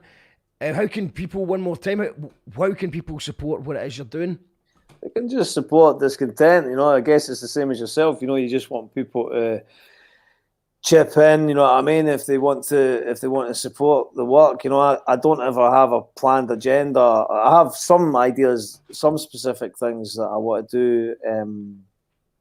Like I say, this body of work that I've been working on for the last few months, I'll probably have to, I'll resign myself in some shape or form, and I'll probably have to do maybe a specific crowdfunder or something for that, which I hate doing, you know. You're probably the same. But it's very difficult to I've always been too scared to do an actual crowdfunder myself, although there was a secret GoFundMe happened behind my back for my birthday where people chipped in to get me the camera and the computer upgrade. So that was lovely, but I've just always been scared. But I quite like the idea of Patreon because it's like a monthly thing, so you can jump in and jump out. Yeah, I mean, I don't know. I mean, I guess I think if people want to support me, then support me. That's cool. You know what I mean? I think that it's a difficult time. You know, I mean, it's a difficult time. But I do think that there's not enough alternative. Well, there's no satire. There's no satire in Scotland. There's the comedy and satire and stuff that comes from the official channels is piss poor. It's just not even remotely up to standard. You know what I mean? I mean, that's like what I was saying in that video about. I don't rate what comes out of that building in Pacific Quay. You know what I mean? I think that they're a fucking embarrassment. You know what I mean? The kind of world leaders are making pure crap television. Do you know what I mean? It's a shoddy state of affairs. You know, I call it Tammany Hall. You know, after the corrupt kind of town hall in New York. You know, it's a racket. That place is a racket, and it's not cool. But good luck to them, whatever. But they're yet to do anything of any interest, of any particular significant interest. Like, you know what I mean? Thank you very much, James. Much appreciated. James, I got a gram of discontent. So you know, you have to support independent people like yourself and like myself. You know what I mean? If people want independent stuff, but that's all we can say, you know. But we'll keep doing what we do. Just we do what we do regardless. We're just going to do it anyway. We're just going to do it. It just means, that's the way. But the more support we have, it means we don't need to retrain and do these shite jobs that destroy us, and means we've got time to do it properly. Well, listen, bro. Listen, I want to just say I've really enjoyed talking to you. It's been nice. It's a nice. Somebody sent me a message on like Facebook, and they're going a sort of tentative kind of message going. Are you as captious in real life as you are in your videos? Like, you know, I don't really know the answer myself, but I think maybe our conversation today is an indication of like the answer is no. But don't get too comfortable, like, you know what I mean? Because fucking, like, you know, we can all bite, you know, we can all bite. But politics has always been politics for many years. Read The Ragged Trousered Philanthropist, and by the way, I eat avocados every day, and I'm on. I eat avocados. Yeah, all right. Let's not have any prejudice against the glorious avocado. Like, you know, I'm with you on that. I remember Loki that he put up a status talking about, I think he had overnight oats or something, blueberry and oats or something. And he obviously got an absolute slagging for it, but he had to laugh it off. Yeah, no, he's gone into the realm. He's in that. He's got how middle class can he get? Let's see. You know what I mean? Let's observe his trajectory. It'd be great if he just became a fucking Tory cunt. Like, you know what I mean? That would be quite fun to watch, to see if he actually just evolved. I just don't see it, man. Let's just see, like, you know what I mean? Let's see. I'd still respect him, but I'm like, cool, they bother guys, you know what I mean? That same Stephen Reynolds is bamming me up. To see Brendan Behan. I don't know who that. I don't know who Brendan Behan is, and I just googled it. Let's just see, and it's obviously he's talking about me because this guy looks more like me. Stephen Reynolds, okay. Let's just see. It must be me that looks like Brendan Behan. This guy. Yeah. Oh yeah, I remember this guy. Yeah, from wherever I went, but right, aye. Mark, listen, man, it's been a real pleasure to talk to you, man. I've really enjoyed it. It's nice to finally get the rap, you know.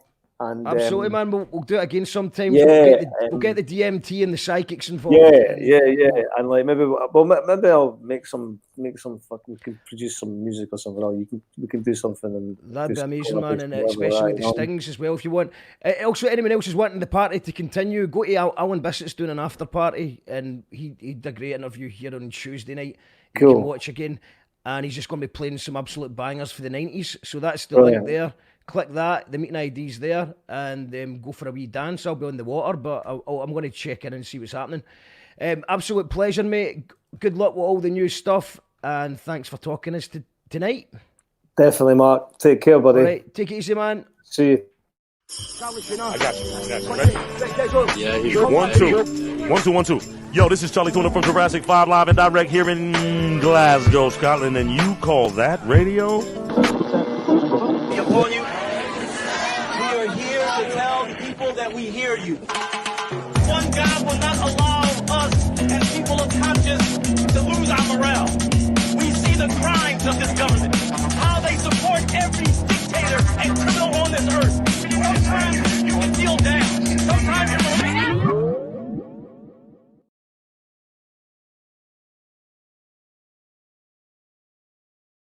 You call that radio, radio.